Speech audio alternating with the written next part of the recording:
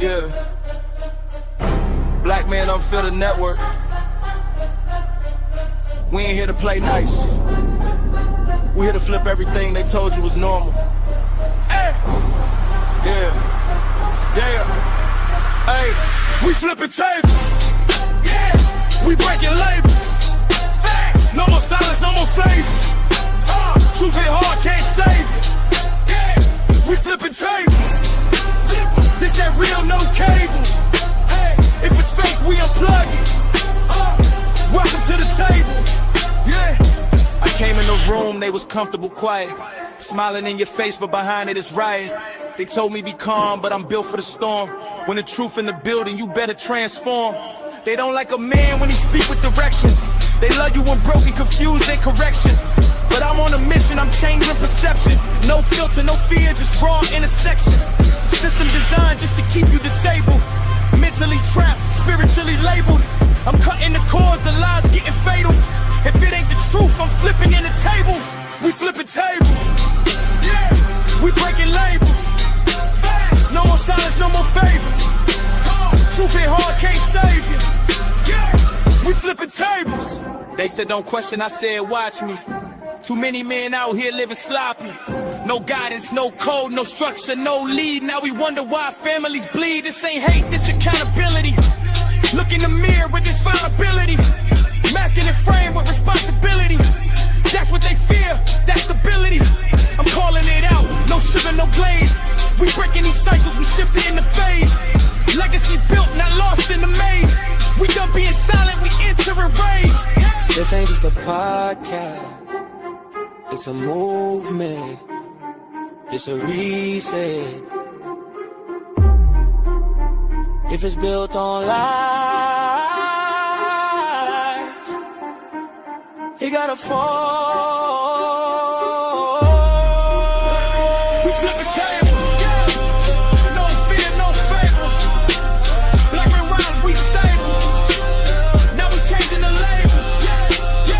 We flipping tables. Truth is non-negotiable. Black Man Unfiltered. This the voice they ain't controlling. Flipping Tables podcast. Black Man Unfiltered Network. If it don't make you uncomfortable, it ain't real.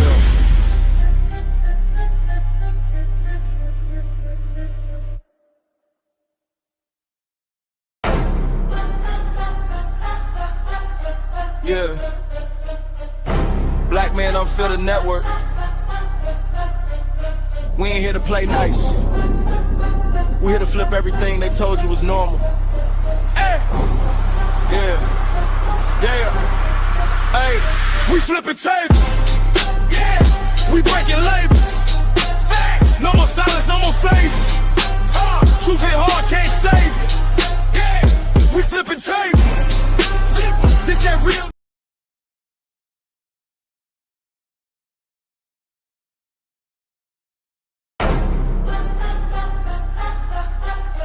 Yeah. Black Man Unfiltered Network. We ain't here to play nice. We here to flip everything they told you was normal. Hey! Yeah. Yeah. Hey! We flipping tables. Yeah! We breaking labels. Facts! No more silence, no more favors. Truth hit hard, can't save it. Yeah! We flipping tables. This that real, no cable. Hey, if it's fake, we unplug it. Welcome to the table. Yeah. I came in the room, they was comfortable, quiet, smiling in your face, but behind it is riot. They told me be calm, but I'm built for the storm. When the truth in the building, you better transform. They don't like a man when he speak with direction. They love you when broken, confused, and correction. But I'm on a mission, I'm changing perception. No filter, no fear, just raw intersection. System designed just to keep you disabled. Mentally trapped, spiritually labeled. I'm cutting the cords, the lies getting fatal. If it ain't the truth, I'm flipping in the table. We flipping tables. Yeah. We breaking labels. Facts. No more silence, no more favors. Truth hit hard, can't save you. Yeah. We flipping tables. They said don't question, I said watch me. Too many men out here living sloppy. No guidance, no code, no structure, no lead. Now we wonder why families bleed. This ain't hate, this accountability. Look in the mirror with this vulnerability. Masking and frame with responsibility. That's what they fear, that's stability. I'm calling it out, no sugar, no glaze. We breaking these cycles, we shifting in the phase. Legacy built, not lost in the maze. We done being silent, we enter a rage. This ain't just a podcast, it's a movement, it's a reset. If it's built on lies, it gotta fall. We flipping tables, no fear, no fables. Black men rise, we stable. Now we changing the label. We flipping tables, truth is non-negotiable. Black man unfiltered, this the voice they ain't controlling. That's the one, two. Flipping Tables podcast. Black Man Unfiltered Network. If it don't make you uncomfortable, it ain't real.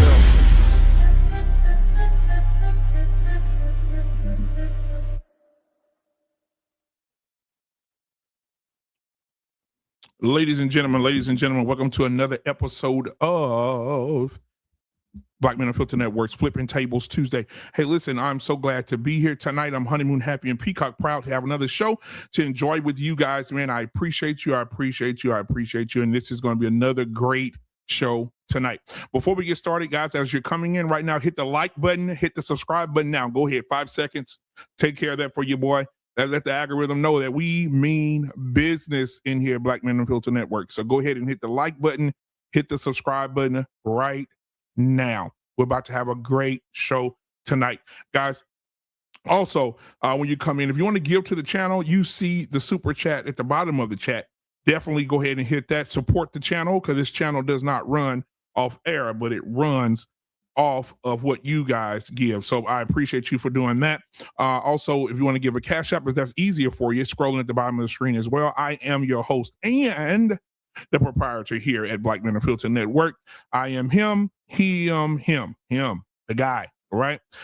So we're going to have a conversation tonight. If you want to be a part of this conversation, I am welcoming you to this panel tonight. Go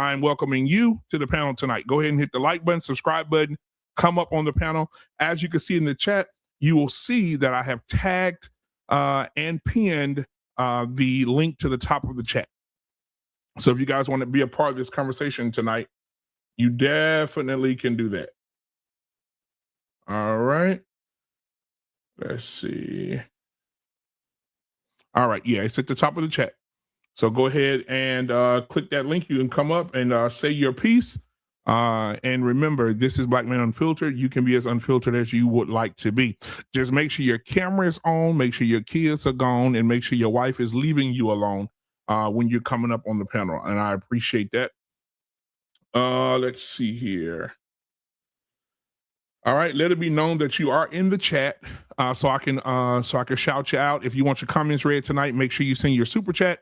I will definitely answer any questions that you may have about the content that we're creating tonight, and any other questions that you may have. But make sure, and to be highlighted, you have to hit that super chat button and send something over. Anything that you give, $1 up until whatever dollar, will be highly and most appreciated when you give. All right. We got 37 people watching already. That is amazing. Go ahead and hit the like button, subscribe button, and welcome to the show.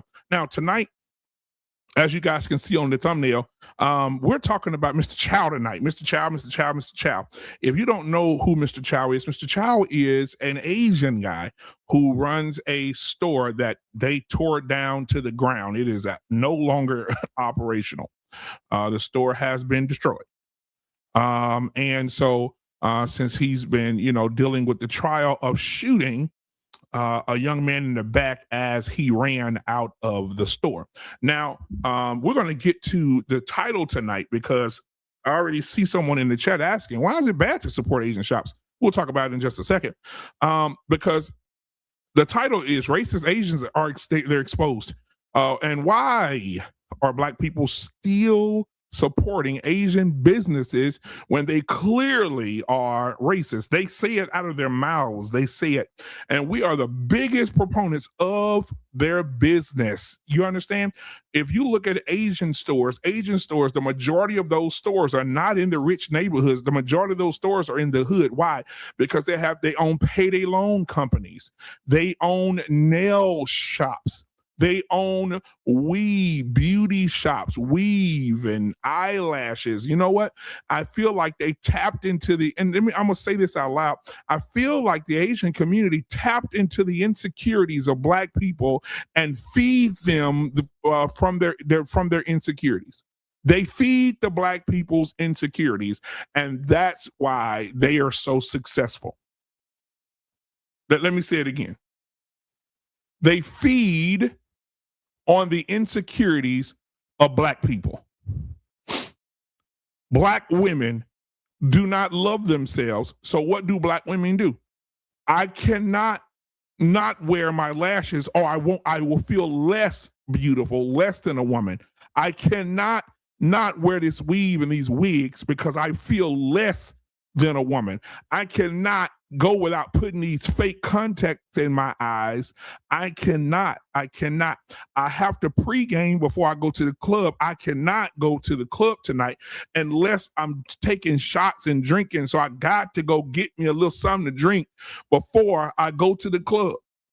I need to go get my hair done. I need to get this weave and these fake lashes in my face that look like pterodactyl wings. I need to put them on my face.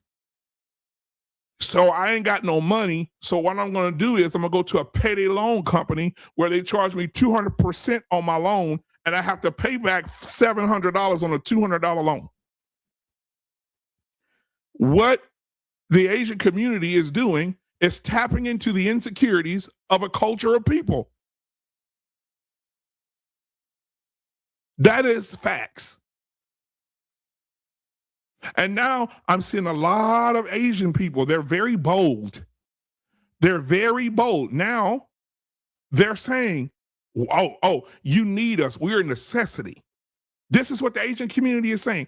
You need us now. You guys are, we are a necessity to you because you're drug addicts to your own demise, and we're feeding you what you want. And so you can't get rid of us. Well, how you going to get your fill-ins? How you going to get your mani and your petties? How you going to get those eyebrows arched? Huh? How? Without us? Huh? How are you going to do it? How are you going to get your pecker played with at the end of the massage? How? We Asians are telling you, we are a necessity to Black people. And that's why you go into the Black community, the majority of the stores are owned by Arabs and Asians because they know where the money is. Guys, this is a Google search waiting to happen. All you got to do is go Google ChatGPT, ask Jeeves. Some of y'all probably don't even know about that. Ask Jeeves and ask the question in the search. Black people, the brokest people, spend the most money. Black people are spending $1 trillion a year and ain't got nothing to show for it. And they know this. That's why they put the shops in the neighborhoods. That's why they put the alcohol in the neighborhoods on every corner. I want you guys to do me a favor. Go into I don't know where you're watching from tonight. And you can put it in the chat. Let me know where you're watching from tonight. That'll be amazing to know. But let me know. Go to the richest part of your community and give me one Asian alcohol shop. Give me one payday loan place. Give me one place that's selling weed, bundles, eyelashes. Go over to the rich white people part of town and tell me how many alcohol stores you see, liquor stores you see on every corner. You don't see them. They come to the weakest minded people, which are Black people. They come into our community and they feed our insecurities. You won't. Shout out to you, Black America. 5974 Las Vegas. You won't find a liquor store on every corner in those rich white neighborhoods. You won't find it. You won't find one of those nail shops on every corner. You won't find it. You won't find the payday loan place on every other corner. Payday loan, cash loans on every corner. They're on every corner in the hood. Why? Because they know niggas want to get drunk. They know niggas want to get drunk. Niggas want to not be themselves, get weave and eyelashes, and niggas need money. And they know niggas need money. So let's put these niggas in more debt. Go to a neighborhood in the rich part of town where the Caucasians, the people from the Caucasus Mountains live. Go over there and see if you find a store that has "We accept EBT" on the front of the store.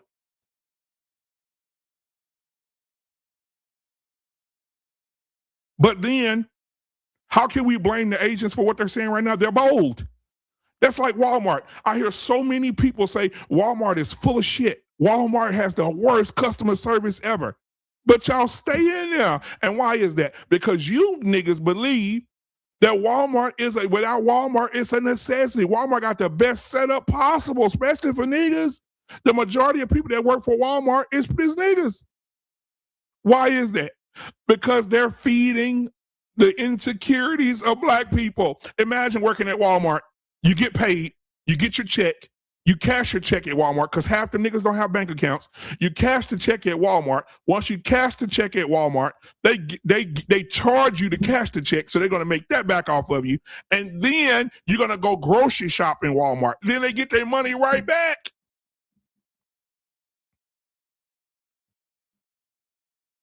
It's crazy.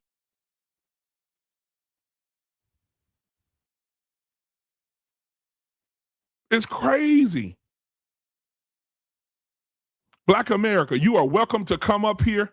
Anybody who wants to challenge me in this, you're welcome to come up. I pinned the link to this show in the chat. I put it at the top of the chat. If you want to come up here,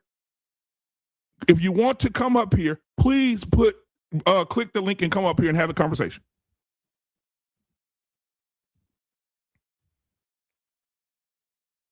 I'm going to repeat what I said. The Asian community is feeding the insecurities of the black community. They know that black women cannot go outside the house without lashes on their face or without those bundles. They know it. You go in the Asian store. Let me ask y'all something. This right here should let you know who they target. I want y'all to go to a hair store, right, in the hood that the Asians own, because the majority of them Asian people, they own it.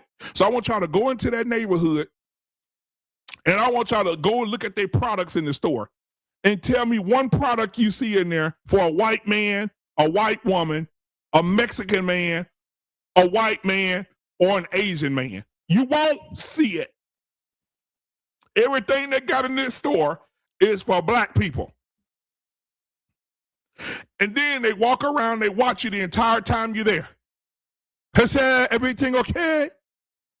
Everything okay? You got everything you need? I see you. Look at you. They watching your ass the entire time you're there. Okay. I see you. Okay. I see you. You need more? Oh, what's that in your pocket? What you see? What you got? What is this? I'm telling you. Now, I want to, and they do have a huge step problem because they're feeding the insecurity of people who are very insecure about themselves.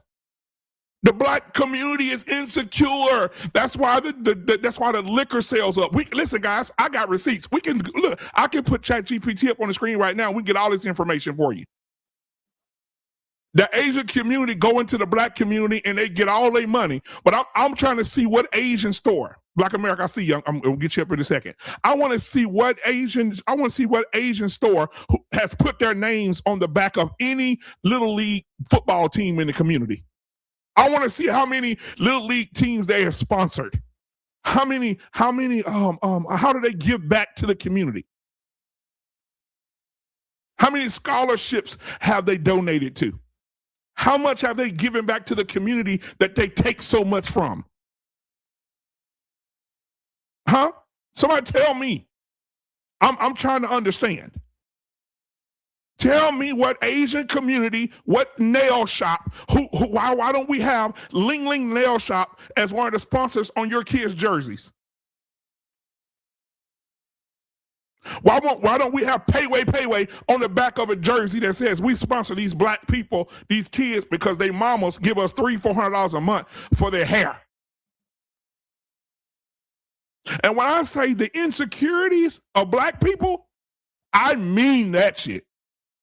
Because if you go statistically, if you go look at the financial, at the numbers, go look at how much money that the government spent, or the government has spent, or parents have spent on educating their children.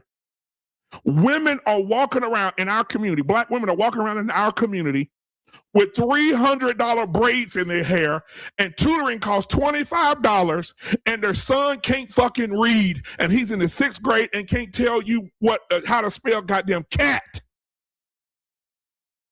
But you'll go get an Asian man all that money for those bundles. You'll go pay the Asian man, and you go get tutoring for your son who can't spell, who can't add, who can't subtract, who has a learning disability. You are not contributing any of that money, but you're investing into the Asian community, and they dollar ride the horse into the sunset, and your dollar don't make it out your neighborhood. No, I'm sorry. It does make it out the neighborhood, because you're giving the damn money away. Argue with your mama. They take all our money. You go into the. I need to go and just video it one day. Just set up a camera inside these stores. It's amazing how much money we spend with these people, and they don't give you nothing. And then you niggas had the audacity to say, Trump ain't doing nothing, but I can't believe Trump. Trump is trash. Trump ain't helping us. Trump making gas go up. Trump making this go up. And you can't even fight the power in your own neighborhood of the Asian man down the street who's making $5,500 a day on you dumb niggas buying weave. And you know what?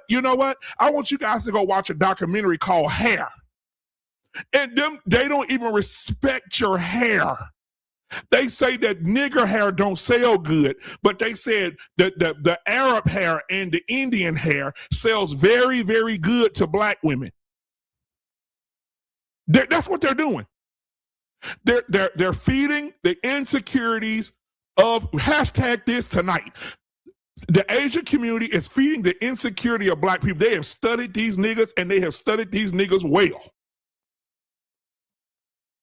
And they know how to get to you. They know how to get your money. They know how to get your time. They know that you got to come to their stores. They don't have to be nice to you. They don't have to have great customer service. And you just keep going back. And you know what the Asian community reminds me of? The Asian community reminds me of the Democrats. No matter how much these niggas you've been voting for these niggas for 130 years, and them niggas ain't did nothing but gave you booty bombs. They gave you gay marriage. They gave you trans kids. They gave you all this type of shit. They gave you prisoners can have sex changes in prison. Kamala Harris, dumbass. Black people, I'm telling you, when black people get used to something and it's passed down from one generation to one generation, black people stick with that shit. They don't move from it. They'll never vote for nothing else other than Democrat. They will never buy from anybody else but Asians. Ain't it kind of crazy to me? Put it in the chat.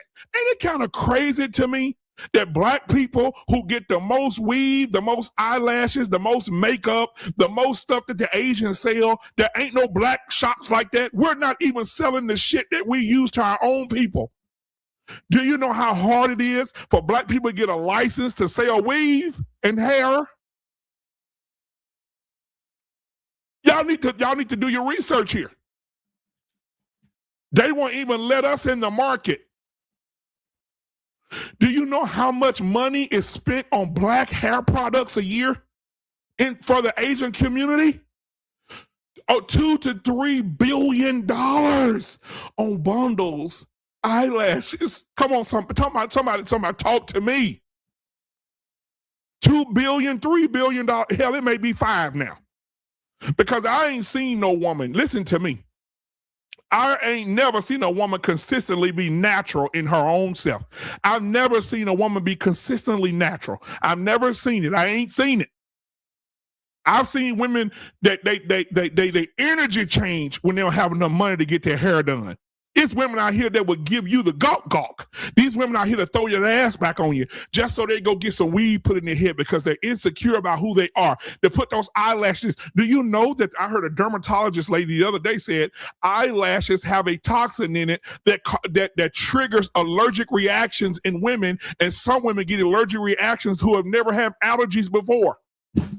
And you wonder why your eyes leaking. You wonder why your eyes dripping like you at a funeral, because these things have toxins in them. And you put them on your face, and the agent ain't gonna warn you. They don't care. Tell you one more. Listen, you're 2 for 10, 2 for 10, and you're in there 2 for 10, and you're gonna go buy 2 pair of eyelashes for $10 so you could go out somewhere and barely blink. Barely blink. Thinking that shit cute, it's not. And I'm gonna say this right now. Black women, if you listen to the sound of my voice right now, the shit is not cute. I ain't never seen a man, I've never in my life, in the history of niggerdom, I've never seen a man say, girl, those feathered eyelashes on your face is killer. I love it. I ain't never seen a man say, I love that. Man, you know what, baby? Go back in the house. We're not gonna go on no date until you go put those big ass eyelashes back on your face. But you know what, baby? Go back in the house and put some more glue on your scalp and slap that weave in your head. You know what, baby? Go get that stinking ass wig that smells like Burger King mop water. Throw it back on your head. And let's go out tonight. I'm telling you right now, that weave stinks so bad after it and sweat in your hair for about a week, and you're rolling over to my, hey, baby, good morning, and your hair stink. Your hair smells like open ass. I don't understand how you think that's cute. And then have the nerve enough to say my hair, mine. Girl, look at my hair. No, men don't give a damn about that. Men don't care. And the only reason men ain't having an uproar about it because they're trying to get some coochie. But if God said, men, you could be honest one day and keep your woman, men would be honest and say, we don't like it. Women do weave, wigs, eyelashes for other women. They don't do it for their man because man don't give a damn. If I'm in the room, I got your legs and your ankles up to your ears, tearing that coochie down, and while I'm doing it, your eyelash coming out, it's on your cheek. Your wig and turned sideways. I feel like I'm having sex with a JCPenney mannequin. That's what I feel. I feel like I'm having sex with a JCP mannequin. Your hair stink. I can't see your eyes because the eyelashes are in the way. And guess what? The Asian community, they love it. Or say you want more eyelashy or eyelashy? Or 2 for 10, 220, 320, 220, 3 for 25. Say, we got Bill Jack for you. That's what they're gonna say. Somebody tell me I'm lying. Hurry up and buy. I feel sorry for your mother. Get the fuck out. Come on now. Come on, we got to stop this. Ladies and gentlemen, welcome to the show tonight. If you want to be a part of the show, if you don't see the link in the chat, please let me know. I'll put the link back in the chat for you guys to be able to come up. Guys, please donate to the channel. This great content is not free. So if you want to donate to the channel, please do. Right, I have a target for this channel to hit financially every month to keep this show rolling. All right, so the Cash App, if that's easier for you, go ahead and hit your boy with a Cash App. I don't give a damn if you send 50 cents. Just let your boy know that you love it. All right, go ahead and hype this video up, guys. Hit the hype me up.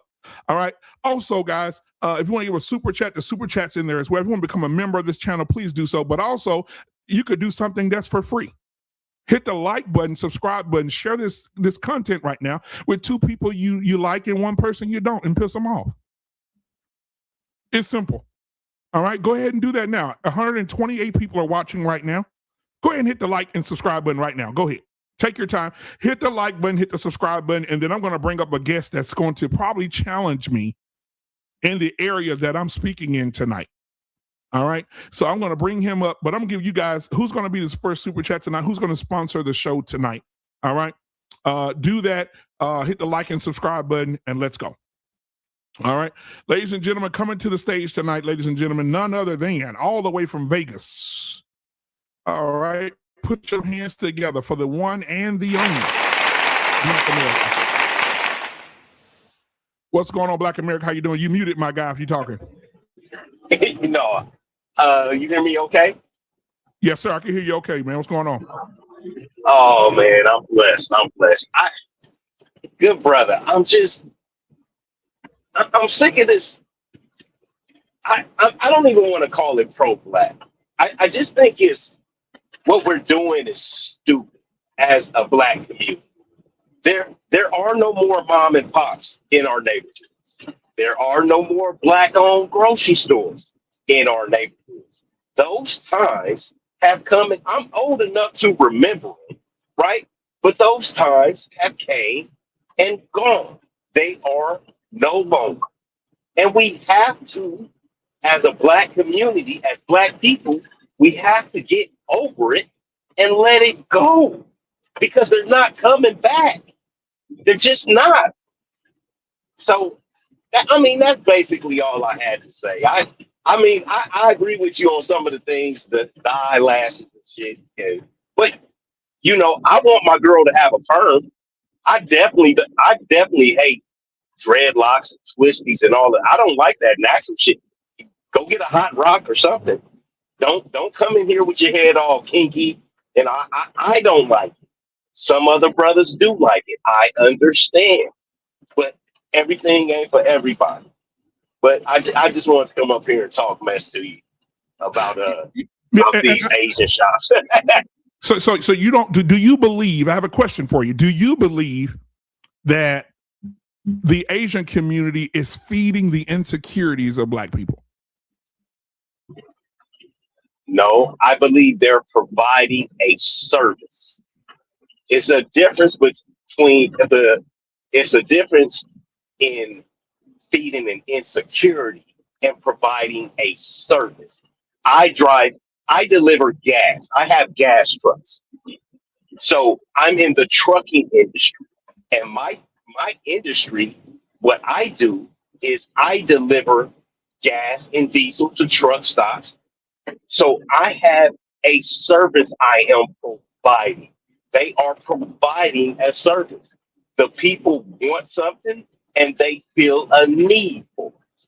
So all they're doing is providing a service.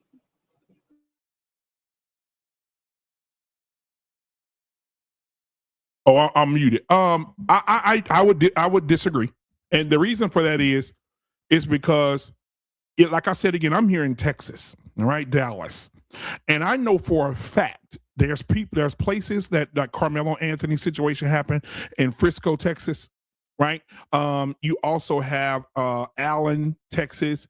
You also have all these different places. When you go there, you're not going to see payday loans. You're not going to see a liquor store on every corner. You're not going to see it. You're not going to see these hair shops that these Asians own. You're not going to see it. It's not there. They target the black community because they know the black community is insecure. When a woman, and my thing is this, and this goes out to my people, our black women, what makes you look in the mirror and say, oh, I got some hair on my head, but I just want to go over here to this Asian man and let him sell me all this stuff to glue to my scalp or to sew into my real hair. And then we're going to make up something. We're going to live in this delusion, and we're going to make up something, and we're going to call it a protective style. Now, I have a dermatologist that vehemently says that is a lie. There's no such thing as a protective style. She said the scalp produces its own oils to keep the hair moisturized, and you're covering up. You're stopping the human process of your hair doing what it's supposed to do, and you're manipulating yourself by saying it's a protective style. And the Asian community is making money off women who are insecure. Hey, Black America, I know Black women who are mad, who are upset that they don't even want, they don't even feel like they're themselves. They say, I'm ugly.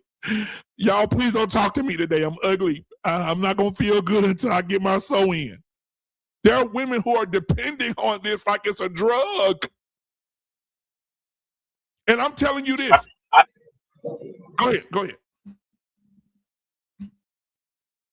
I'm listening. Go ahead, brother. Go ahead. You muted. I understand what you're saying, but a woman's currency for us is her beauty. And we can all agree. And like I said, it may not have to be a weave hanging down to the butt, but I don't Willie D said a long time ago when we was kids, bald head hoes. I don't want no bald head hoe. I'm sorry. When Holly Berry came out with the short haircut, she was gorgeous. She was beautiful. I told my girl, go get that shit. That's sexy as hell, right? We was kids. I don't know how this 20, 30 years ago.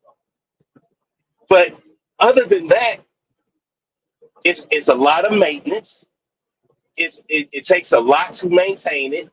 And a lot of our women are lazy. We know this. Our women are lazy. You can't make them constantly keep doing something. I like I said, I understand what you're saying, but I still want a woman that looks appealing. And if, like I said, if she got to press it, perm it, do something, she may not have to have a sew-in, but it's other afros and shit like that. Nobody want to see that shit on a woman. I'm on the West Coast. It might be it's a lot different in Texas. I know I've been coming to Texas. It's a lot of girls with twists and locks down there. That's to me, it's not appealing. But I mean, you may like it, and other guys in that area may like it. So I understand. Man, I'm gonna tell you something. What's up, T-Max? I'm gonna tell you something. Black men do not like the weave. And the reason that they accept it is because they want cooch. If it wasn't for the cooch, the black men would honestly tell the truth, and women could read the minds of black men. They would absolutely 100% know black men don't. Think about. I'm telling you, I've worked with these women before in corporate America. The hair sits in their head. Women have put this shit in their head and left it in there for 60 days. You covered your scalp. It ain't getting no air, no nothing for 60 days. And you walking past people and it smells like left out wet towels. It stink. It's musty. It stink. So when you say they don't go, press it or burn. I didn't say it has to be a wig or a weave. I said pressing, burning, a nice shortcut. But the problem is, it is the maintenance and the upkeep of those hairstyles. First thing you hear from a woman is, I don't want to have to do my hair every day. Crazy. I don't want to have to get up and do my hair every day. It's laziness. I agree. T-Max, man, what's going on, man? Hey, listen, I got a super chat. Let me read the super chat, then I'm going to get you right up here, brother. The first super chat of the night, man, I appreciate you through the Fire podcast, man. If you want to come up here, man, I ain't seen you in a minute. I'd love to have you up here.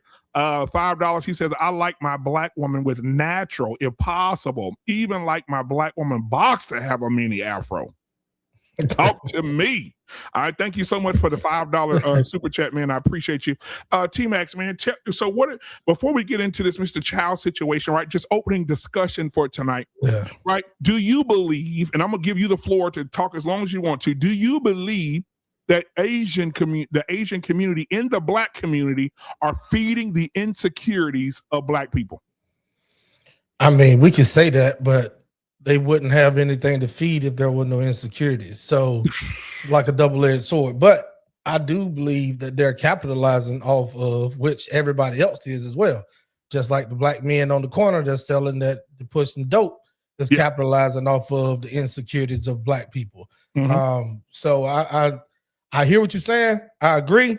But then at the same time, we do it to ourselves. But let me speak on something that Black America is speaking on, and that's his opinion. But a lot of brothers like natural hair. A lot of brothers like the twisties and the locks and the afros and the puffs and the natural look. I just Where are think you that from? there's hold on one second, I don't brother. mean to cut you Hold on. off. I don't mean to cut Okay. you off, but what part of the country are you from? I'm in North Carolina. Once But again, hold on before you cut me off. Hold on. Let him finish, Black America. Let him cook. Let him I'm cook well first, and we'll let traveled. you respond. Go ahead. I'm well traveled. Texas, all over the place, wherever you want to name, right? These things are happening. They're just not as much. That's just like you don't see your car until you purchase your car. You see what I'm saying? So if you're not looking for it, you feel me, right? If you're not looking for it, you're not gonna see it. So when you're saying a lot of men don't like it, I just think it's not shown as much. But go ahead, Black America. no, what I'm saying is we all have different tastes. I'm on the West Coast. I was born and raised LA. I live in Vegas. Those natural hairstyles you guys are talking about, we don't do that shit on the West Coast. I'm sorry. It's just not something that we do. Like if you guys ever come to Cali or you come to Vegas, you're not gonna see bras walking around with afros and twists. It's just a preference. It's just something you grow up with. It's a preference. Yeah. Hey, Black America, I don't mean to cut you off, but do y'all wear Chuck Taylors over there? Do people wear Chucks over there? Yes, it's the home of the gangbangers. Yeah. Okay, cool. BMU. When last time you seen a pair of Chuck Taylors in Texas? I don't see them in North Carolina. But do people like them? Yeah. See, all right. You made your point. Go ahead, Black America. I didn't understand that because I got a pair of Chucks at home. I wear them like every day. That's what I'm talking about. It's just a difference of culture. It's a difference of culture. So therefore, you shouldn't speak on the generalization of black men saying black men don't like that. Just say black men in LA don't like that. No. What I said, and that's what I said, brother. I said it is a West Coast thing. Your statement was your first statement is that men don't like that. That's not what I said. I made it a regional thing.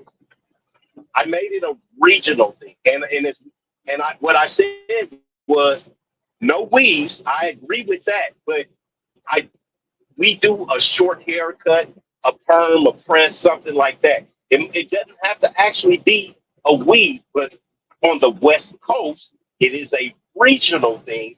We don't do the twist, we don't do the locks, and we don't do the afros. If you guys got a good explanation why, especially in your region. Y'all are very close to the one place that depicts our black women should be pressed up and weaved up, and that's Hollywood. Come on, T-Max. You're gonna definitely see all of the women trying to fit in to get in. So I just should say that we should promote that a little bit more. Now, I will say this for myself. I don't have nothing against the weaves and the presses and all that. It's just not my preference. I like twists. I like natural hair. And I'm one of the ones that do like the puffs and the afros. And then that thing downstairs can have a little puff to it every now and then. Spice that shit up. Exactly my point. And like you said, bro, say T-Max, you cooking because you know what? In California, it is more of a push for a European look for black women. Yeah. And that's why they wear the weaves and the long blonde hair and all the damn makeup. And I'm telling you, I'm so sick of seeing black women with caramel face and dark chocolate necks. Listen, boy, you stupid. Come on now, you got a caramel macchiato face and a goddamn Hershey's Kiss neck. The makeup not even matching. Right. And so my thing is, I believe that the push for the more European, even if you go back to Oprah Winfrey, what did she say? Oprah said she had her natural hair, the big fro. The network came to her and told her, you need to press that shit. You need to straighten it. It needs to be, you need to look more European or you ain't going to make it. And so, yeah, California is the place of the weirdos. It is the Hotel California. Huh? Everybody wants to leave, huh? But you just gonna stay. You know the song. Welcome to the Hotel California. You know it. It's weird. Holly weird. Highly weird. Y'all got a lot of strange and unusual things going on in California. It's just a difference from the country versus city. It's like when I went to North Carolina. Let me tell you, I went and seen my son graduate in North Carolina from the military base. South Carolina. It was South Carolina. I couldn't wait to come back to the West Coast. Every store, every fast food restaurant, every place I've walked in, somebody said, "Hi, welcome to so and so." That shit was the most irritating shit in the world to me. We don't do that shit on the West Coast. After I was there a couple of days, I kind of got used to it, but it is one of the most irritating things. It's called Southern hospitality. It's called Southern hospitality. That shit is, brother. I understand. Would you rather have Southern hospitality? Hold on. Would you rather have Southern hospitality in the South, or would you rather go to California and hear you know what I'm saying? Like, it's a difference, bro. It's a complete difference. California is completely different. They greet people with a bullet. We want to let you know that you're loved. We want to let you know we appreciate your business. Thank you for coming into our store. You know what I'm saying? You got store owners robbing niggas in California. Thank you for thank you for buying the t-shirt. Now break yourself. That's what's happening in California. Yeah, see, his camera blocked up because God knew I wasn't lying. He crazy. So T-Max, man. So what up, brother? I want. Oh, he back now. He back. You got something you want to say, Black America? Yeah, see, God has froze him up. But I want to get into this Mr. Child situation real quick. Come on with it. Let's go. So what are your thoughts? I want to know your thoughts about Black man. What it do, Black America? Oh, he good? Oh, yeah, he drinking that big-ass Pepsi. See, in California, I ain't seen no Pepsi cup like that in Texas. I don't even know what that is. What is that? That's a throwback right there. That's a throwback. Yeah, okay. Yeah, that's the one they sold when Michael Jackson got burned. But I want to say this. What are your thoughts about the situation with Mr. Child? The overall, the case, how he got off, the situation with Mr. Child. Man, let's break that. Hey, BMU, let's break that thing down by parts, man. I can't just give a blanket statement. Okay, the floor is yours. You can start. Listen. All right. Well, I'm gonna direct the conversation. Then let's break it down by parts. Okay. Yes, let's go off of the entry, right before the entry. I should say. Mm-hmm. Before the entry, Silas is his last name, right? Cyrus. Cyrus. Yeah, Cyrus. Before the entry, let's go off of the facts. Okay, Cyrus. 14. Yep. Handgun. Empty book bag. Mm-hmm. No money. Okay. All right. What's your thoughts on that picture right there? I think that he shouldn't have a handgun. To being that young, I think that's very stupid. For him to walk around with a handgun, my son would have a problem if I found out he was walking around with a handgun at 14. But if I want to put this up on the screen, so this is the actual footage from the store. You've seen it, correct? Yes, sir. So from our viewers at home, if you have not seen it, this is the view of the situation. And so as you see, he's in the store. He gets approached. Right. I like how you just smooth went away from where I was going. Whoa. Let me get. I like how you just smooth went away from where I was going because we're gonna get to this. Go ahead. My bad. Yeah. So let's break this thing down by parts. So the audience who may not be aware of what's going on, let's put the picture there. Okay. Have your way. No, it was on you. You just told me you think it was crazy for him to have a handgun. Crazy for him to have a gun, but I think when and I don't know the policies there. I don't know the rules in that part of the country, but I do know that if someone has a bottle of water, are you expecting someone to have something? I've never seen a store owner chase down a boy. Well, that's the law in South Carolina. A merchant can chase down someone for stealing. Right. But then the question would be, did he steal something? No, he didn't. But the question is, we're gonna get there though. Okay, But let's go. Okay. All right. If we're gonna have the conversation, let's do it like this. Okay, go ahead. 14, handgun, empty book bag, no money. Everybody Okay. was speculating just because he didn't have no money in his wallet or in his pocket, he could have had it on his phone. He could have had Bitcoin or cryptocurrency. It was proven he had no ability to pay. Okay. So, Black America, what you think, brother? 14, handgun, empty book bag, no money. But just before we get to the store. Right. The boy is completely out of line. He should have been in the house. Okay, cool. The child should not even been outside in that state. Mm-hmm. All right. You know, we're gonna get to the wrongs of Chow and all them. Yeah. We're gonna get to the wrongs of Chow. I just want to get to the picture being painted. So I agree with both of y'all. I'm gonna say it just plain and simple. Dead wrong. No pun intended, but wrong. Right? All right. Now let's get to him entering the store. BMU, 14, handgun, empty book bag, no money. Entering a store, not looking to use the bathroom, going into a store that only sells shit. What you think was going through his head?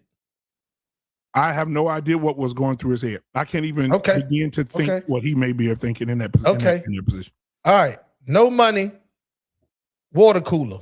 Pulls out four or five water bottles. And you can see he clearly tucked and stuck and then felt the energy of that lady looking behind him, heard her rambling chips, acting like she ain't paying attention to him. So then he proceeds to put them back. But there's a part of the video that I'm sure you're going to play that's going to give the son and the mama an idea that he may have stole something. You can go ahead on the roll the footage whenever you want to now, because I'm going to get at that part. You muted. This is how much of the footage I have. So I may not have everything, but I have. Well, that's the part right here. That's the part of the footage that I'd like to talk about. Okay. So let me know. But do you agree that, because you saw all the other footage though, right? Yeah. You saw, okay, so do you think that based upon her view of him at the water cooler and the son's view of him at the water cooler, pulling out the water bottles, then putting them back, and then as you can see in your footage on the screen, whereas his hands placed it, which is in the pouch of his hoodie, would you say that any reasonable person would suspect him of stealing? I believe, yes. Someone would assume that he is stealing, yes. Okay, gotcha. All right, now we can get on to this part. Okay, so I want it now. When this woman's looking at him, look at this. Mm-hmm. Look what stop right there. This is what I told everybody from this piece of the footage, homie. We all know what this right here is, right? Yeah. What he's just doing right now is the smoothest shit that we have seen or done. I'ma say done for myself, right? Okay. Mm-hmm. His hands is in the pouch of his hoodie. They asking him to produce the bottles that he stole or produce whatever they are suspecting him from stealing. Look what he's doing.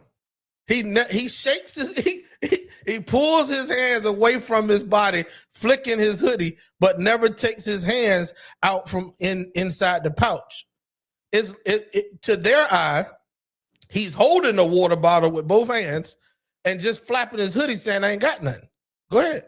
Okay, let's keep going. Now, I believe also, if you don't see nothing, you could come on now. You don't see nothing. No, what I'm saying is, you could tell if something in his pocket. I could tell ain't nothing in his pocket. Bro. It's proven that the reason why he didn't take his hands out of those pockets right there, because that's where the gun was at. That's where the gun was at. Okay. So, and I'm gonna make you, and I'm gonna let you cook. But I'm gonna take this because in cases, because we're right now I feel like we're in the courtroom with each other, right? You're the prosecutor, I'm the defense attorney. Right, and I want to make sure that I use another case to justify. I want to use another case that we argued the other day for this very reason right here. Okay, yeah. All right. So let me continue. So he's shaking his pockets. He walks. Okay, here's the son who think he hard, think he tough. Oh, I would love to beat his ass. Oh, he couldn't do nothing with me. He has nothing. The boy takes out running. At this point, why y'all still running after him? What has he taken from? That's the law in South Carolina. I'm saying, what has he taken? Can I say something? Hold on 1 second. What has he taken from that store that's so bad that you got to chase him 2 blocks? I ain't even gonna mention it. I'm gonna let y'all talk for a minute. I'm Go answering. ahead, So this is the thing, right? And for those of us that are business owners or previous business owners or restaurateurs, we know that we operate on sometimes thin margins, right? And for those that don't know, a thin margin is you're not making as much money as people would think, right? Oh, it's your store. It and all type of shit.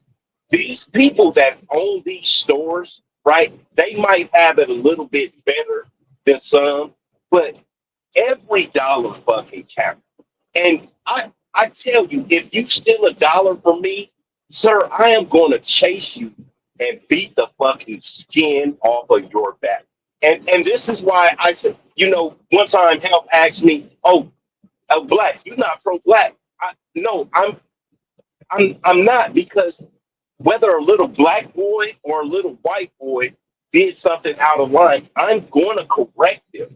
And I'm going to correct them in the harshest way possible, because in other countries, they cut off your hand when you do shit.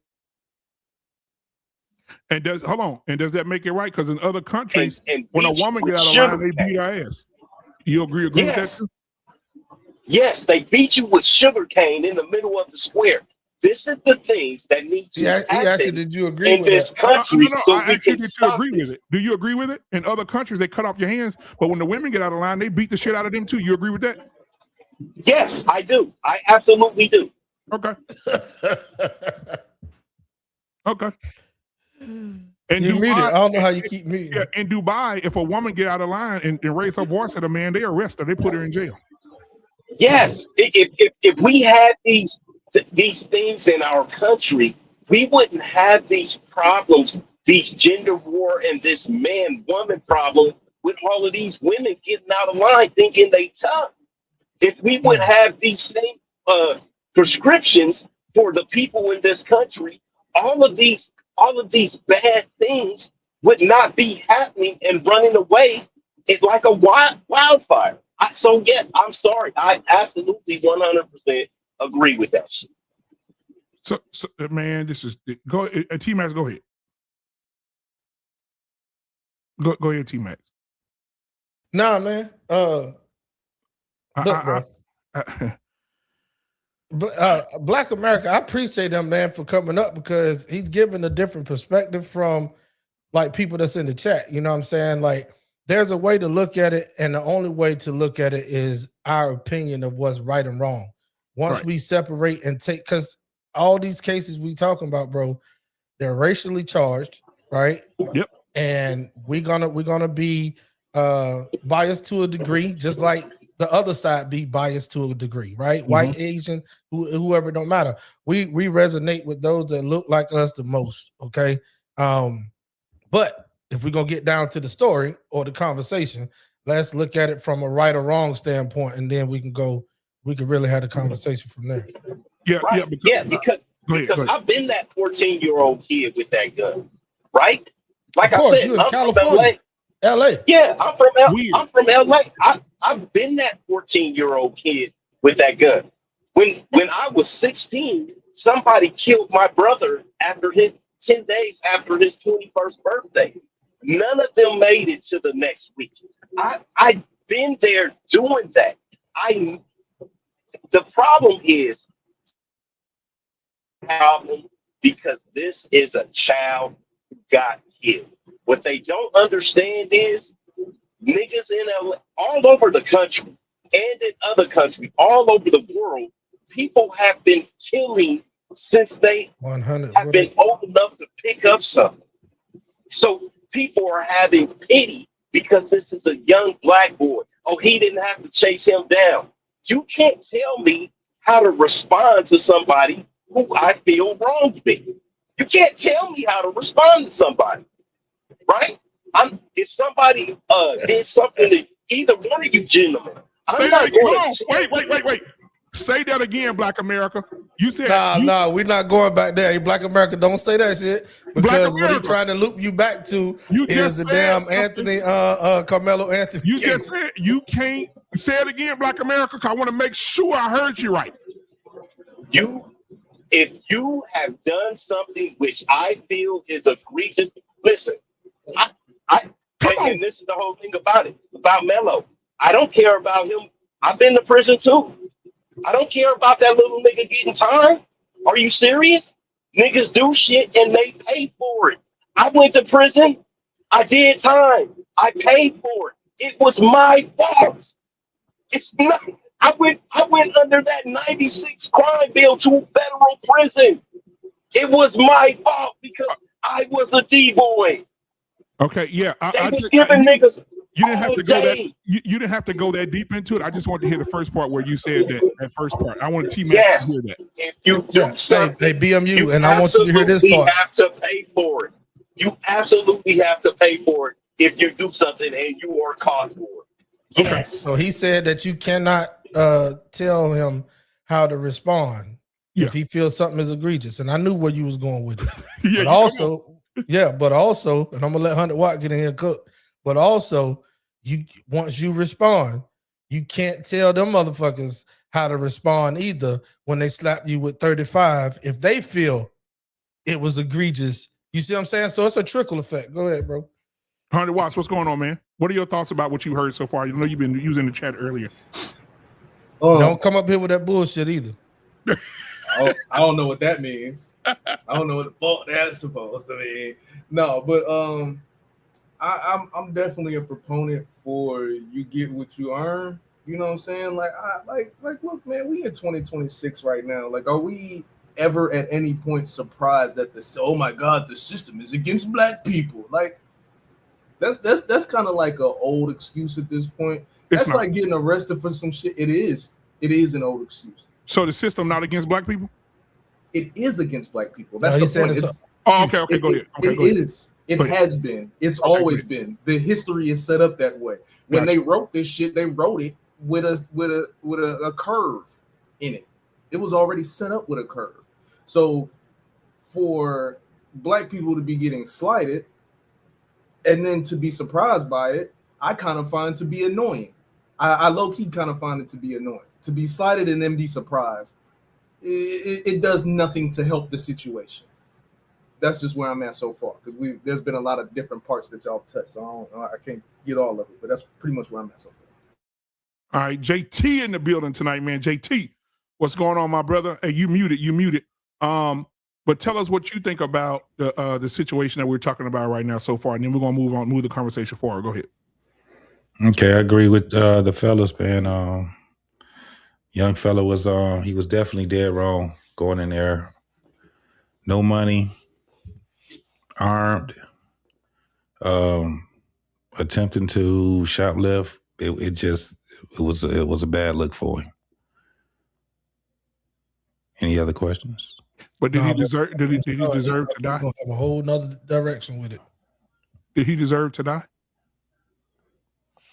No, he didn't deserve to die. No, nope. And you know what?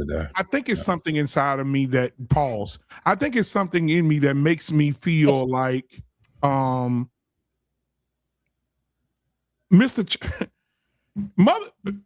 think people become godlike when they have weaponry.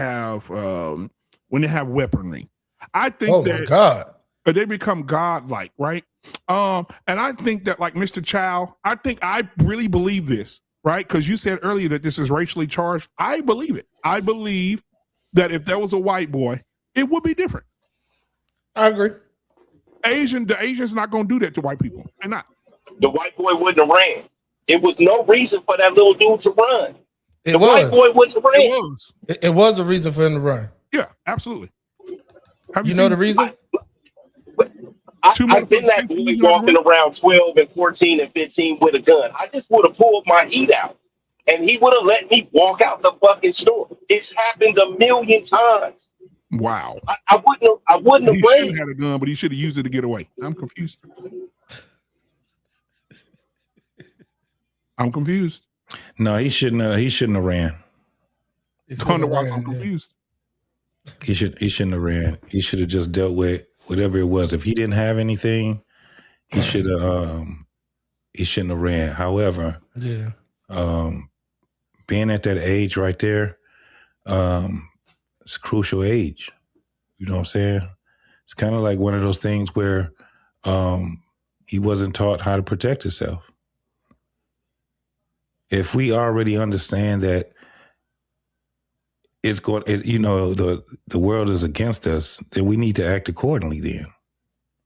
And we need to teach our young teenagers and our kids to act accordingly. You know what I'm saying? So he definitely shouldn't have even been in a position where they ran him down and shot him. Of course, that was egregious, no doubt about it. Mm-hmm. But that's one of those things where, and we've talked about this before, Black Man. I always look at it from when I do have these opinions that I have. I would rather talk to my young folks, right? Let them know you can get your ass fucking killed doing this crazy ass shit right here. Again, another situation where someone has lost their life. So the lesson is for who? Because he gone. He ain't coming back. Right. It's a lot of 2-on-1 shit going on though. It is. And my thing is this. Hey, Carmelo, you shouldn't have had the knife. You should have fought. Hey, Mr. Child, you had a right. Shoot that nigga. That's what I'm hearing. Yeah, my advice wouldn't come at the time after they done did some shit. It would have been way before then. Again, the lesson would be for someone else now. It's not for them. That's the thing. When it comes down to it, for instance, what do you tell your son after he done got himself in some fucked up shit, right? I told you so. I love what you just said. I love that. It's not their lesson anymore. It's a lesson for somebody else's son. I love that, JT. I love that.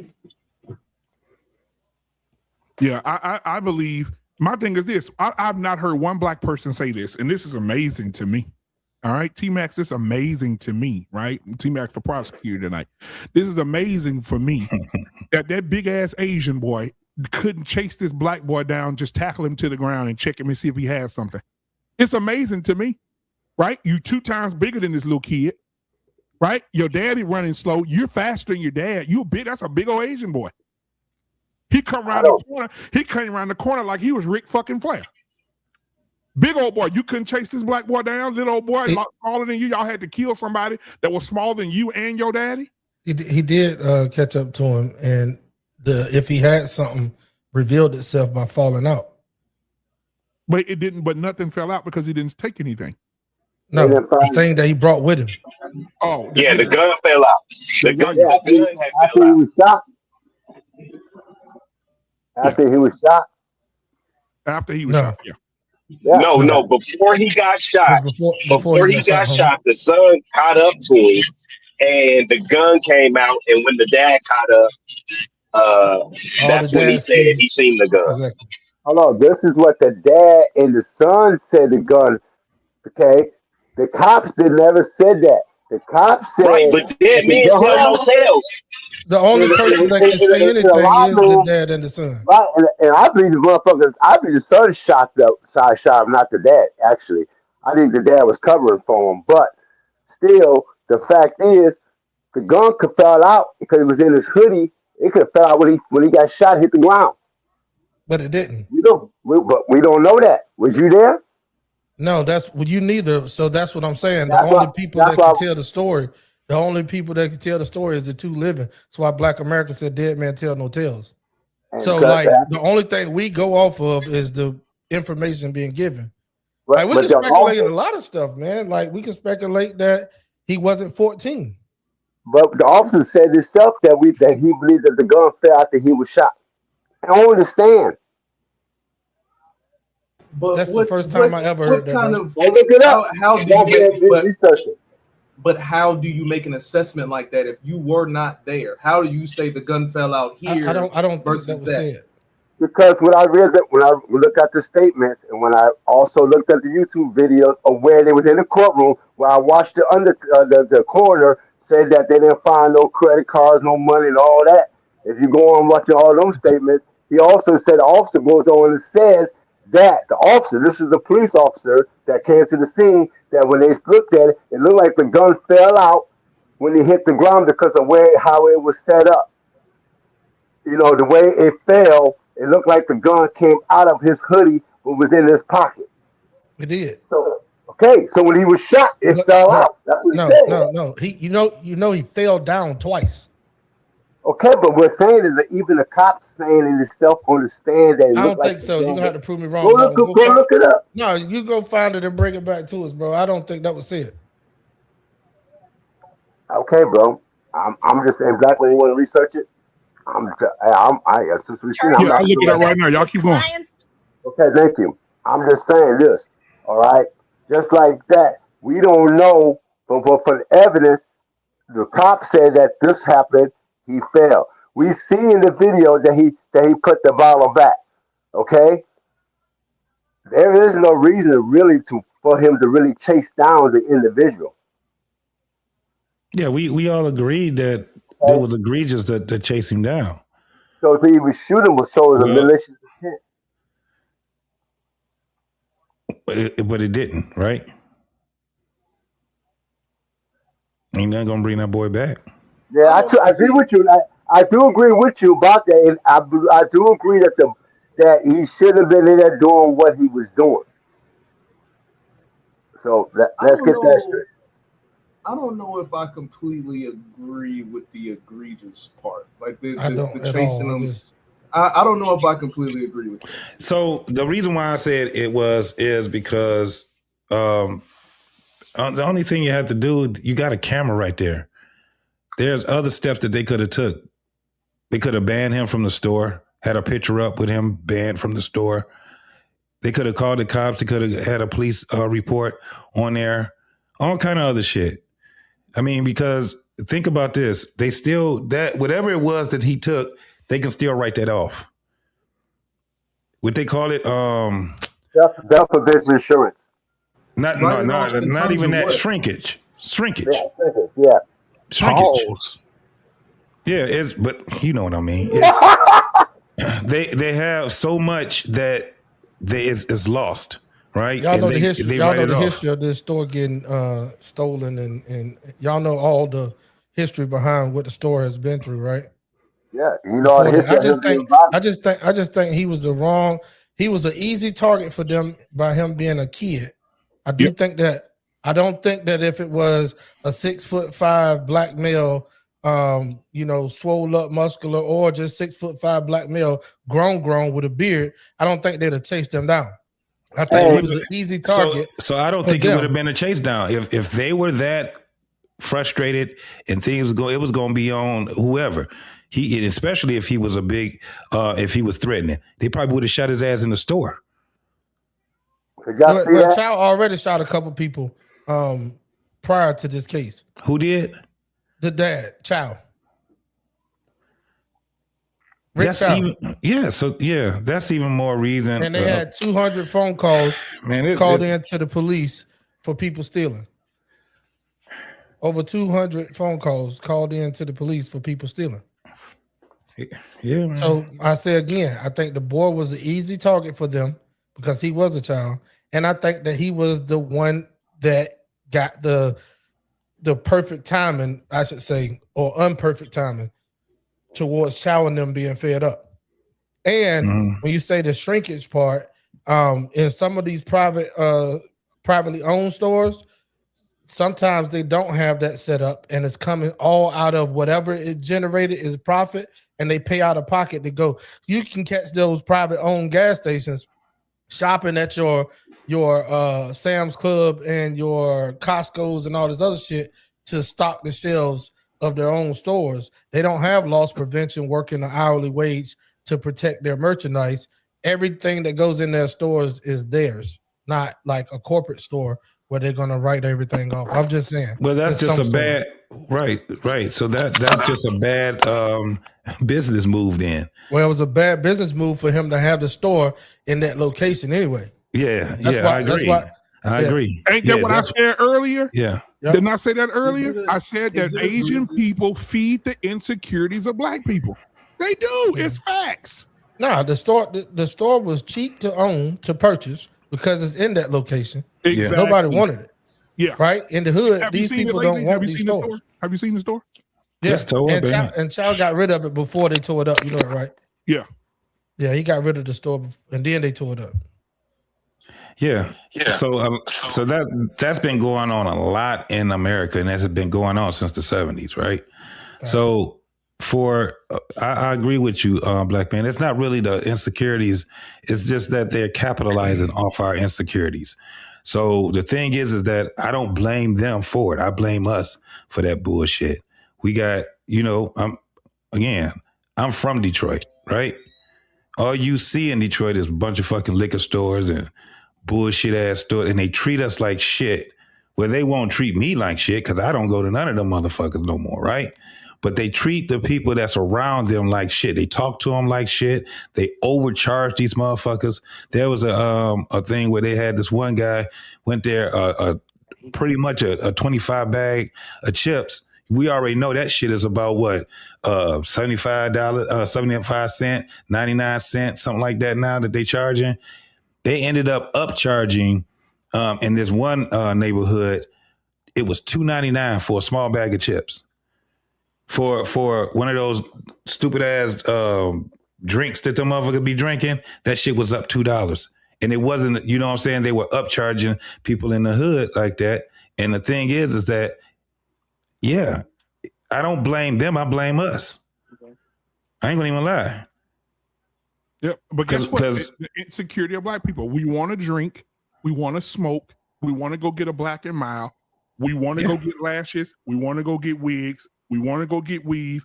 We need payday loans to do bullshit, stupid shit, and they charging 200% on those loans. So if you're getting $250, you're paying $650. It's this. They know what black people. They know the insecurities of black people. They move into the neighborhoods to capitalize on insecure, weak-minded ass niggas.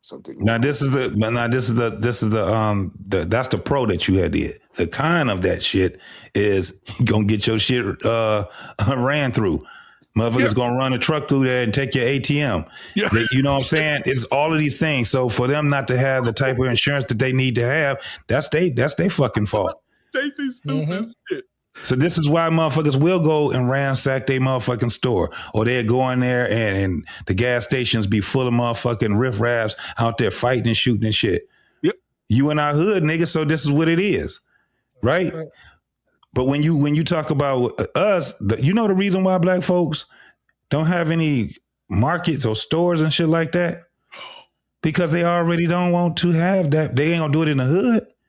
Because they already know I'm gonna get my shit broken into too many goddamn times, and I ain't got the fucking money to keep paying off some goddamn insurance.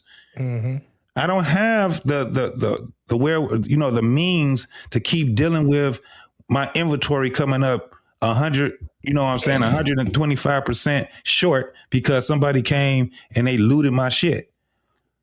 So you won't see, and it's not because black folks can't afford to have them stores and them markets, man. It takes forever. It's just like having a fucking restaurant. It takes forever for you to start getting a profit in those goddamn stores.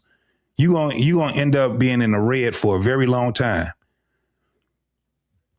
So we already understand why black folks ain't doing it in their neighborhood, because they don't trust one another. That is true. Or we don't support each other, or we overcharge each other. This is the thing. We would support each other. The thing is that we look for the wrong people to support us. We look for the wrong people to support us. You know, when we do some shit, man, and we really have something where we can sell and we can do a service to, we got people that will support us, but we keep depending on the same fucking people. You can't do that. You got to get people outside. Just because you fucking black, that's not enough for a motherfucker just to support you. And that I damn agree sure with ain't enough for you to open up We your be doing store. some dope shit, bro. But when we sit back and we market to people that really ain't even trying to fuck with us like that, then what? You know you. what know, I'm I saying? I agree with you, LJ. Because like down here, I live in Iowa now, right? Down in Des Moines, and there was a black store down here, grocery store called Sea Fresh, and a lot of black people would try to go there and support the person, but the man jacked the prices up so higher than everything else around him, where it made everybody else wanted to just say, "Man, we can't afford that," you know. And just black community is small down here, so it ain't like it's real big, you know. But and a lot of black people do try to support a lot of the black businesses down here, but sometimes they like to put extra charge on it. Seem like, and they think that we're supposed to just I don't. accept it I as don't a think fact. they're just putting the charge on it. They're trying to make a profit, but they're not getting the right distributors. Right? They out here buying it from other stores. They're not getting it wholesale. The Exactly, motherfuckers JT. getting it Exactly, bro. Exactly. MSP. So Exactly. it's high for them to buy it. So they're gonna have to make a profit off of it. So that's why they up the market. But they're not looking for the right distributors, bro. It's a So some business. You know what I'm some saying? of them got So that's what it distributors is. down here. Some of them got the same distributor as the Arabs and the Asians got down here, right? And I mean I'm being real, bro. Because there's some down here that makes it, and they keep their prices right. Just like competitive with everybody else. But Mhm. there's some down here that, and I'm gonna tell you, from seeing down here, they like some of them try to send the prices up a little bit more. Well, they're not good business people then, No, man, because when you're selling something, the one thing that that's a great seller is that you have competitive prices, right? So that's why they're not going to get the support, right? And then you still got to market to people like your shit is dope. You can't be just sitting here just giving people all kind of bullshit because you'll get about a couple of hundred people to buy your shit. But if that shit turn out to be some bullshit, bro, that word of mouth is a motherfucker, ain't it? yeah, Mm-hmm. especially the black community. But you Yeah. know what though? The Asians can do that. The Asians can have yaki bundles for $50, and then the next week you come to shit 75. I don't see no black people saying, "Hey, this shit too There fucking you go. high. I'm not paying for this shit." No, they're going to pay the 75. Mm-hmm. Yeah, so Yeah, see that that. that right there. So we on a whole different ball game with that shit right there, because these motherfuckers sell nothing but bullshit. That's the Yeah, only that weave bullshit. man. That's crazy as fuck. I thought about this, y'all. What if bald men were saying, "Hey, I want to get some hair, right? I want to start getting the wigs, right?" The thing is that the motherfuckers they sit back and talk shit about it, but it's a need for it. Why? Why? Because the nigga don't have any hair anymore, right? But this is the craziest part. Say that was the case for bald men. I'm not talking about bald black men. Bald men.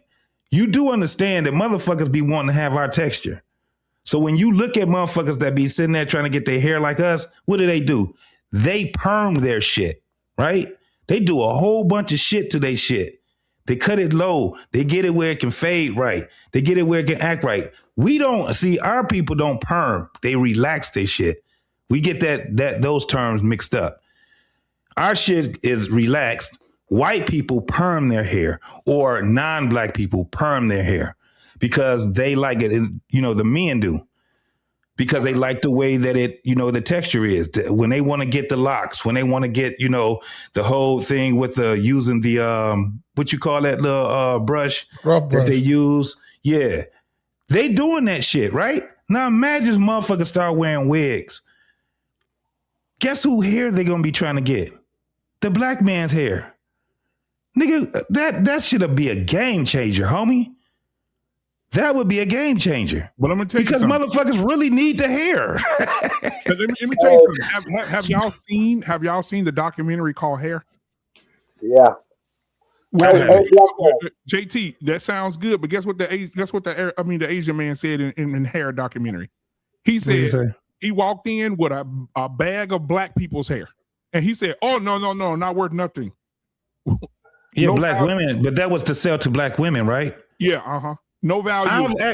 No value. Black man, remember? I don't know if you remember this one show that we had where we were talking about the weave and the wigs, right? And I was talking to a female, and I said, "Why don't y'all sell y'all hair?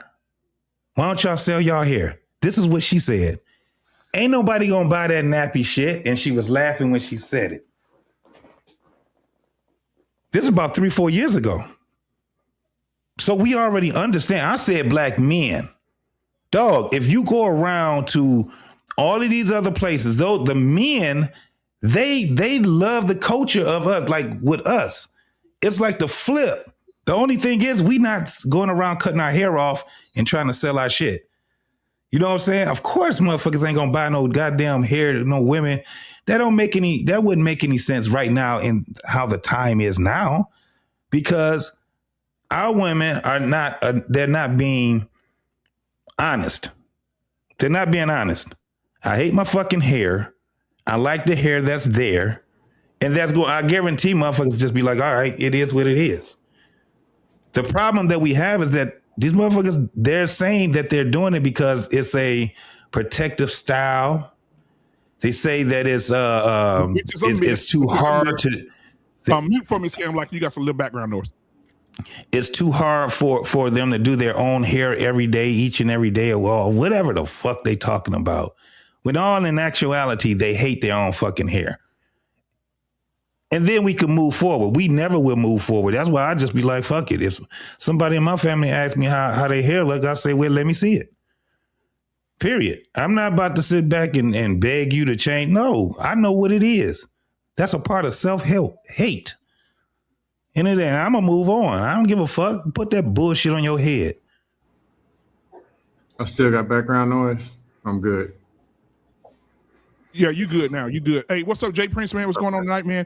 Hey, listen, what's going on, Scam Likely? What's up, Black Man Unfiltered? What's up, y'all? What up, though? I want to play a video. I want to play a video for you guys real quick. And I want to get y'all thoughts about it after it's over. I think that it's important that I can't wait till y'all see this one. Let me see. Where is it at? I'm still listening back, Black Man. Okay. All right, here we go. Be an unpopular opinion, and I'm going to call you out since you don't seem to understand. Every single one of you over there boycotting Asian business and spreading more Asian hate, you black people with your black fatigue, okay? And what your people call racism. Yeah, not my words, those are your people words. You people that is living in that black culture mentality, the poor victim mentality, thinking that people still owe you reparation. Yeah, I'm the one talking to you. Every single one of you failing in life, and then you want to blame everybody else. You see this whole Cyrus case and Mr. Chow, none of this would have happened if you raise your kids right. That little boy witnessed some of his business trying to steal water, okay? Now, I might not agree with Mr. Chow chasing the boy and shooting him in Timbuktu, okay, wherever the fuck he was, but here's the crazy part. If you had disciplined your boy right, he wouldn't be in someone's store trying to steal 50 cents bottle of water in the first place, okay? Not only that, you go and attack the attorney, defend his clients, and then here's the truth of the matter. Your people, there are 7 black jurors who found your kid responsible, making Mr. Chow, okay, not guilty because they understand your culture, your mentality. You failed your kid. Your society failed your kid. Your mentality failed your kid. That attitude failed your kid. Now, if you can't reflect on that, and if you can't understand and take accountability for your failure, this will continue. More black kids are going to die. Your community is still going to struggle, and your people will continue to be in poverty. No one's going to give you a handout. Stop asking for a handout. Stop thinking you're going to make bank off your kid's death, okay? What you need to do is self-reflect on your people, your culture, your community, and stop blaming everybody else. Let me tell you, boycotting the Asian community, they're probably thanking God that your black ass don't go into their store anymore to cause a. You must be on something or coming off.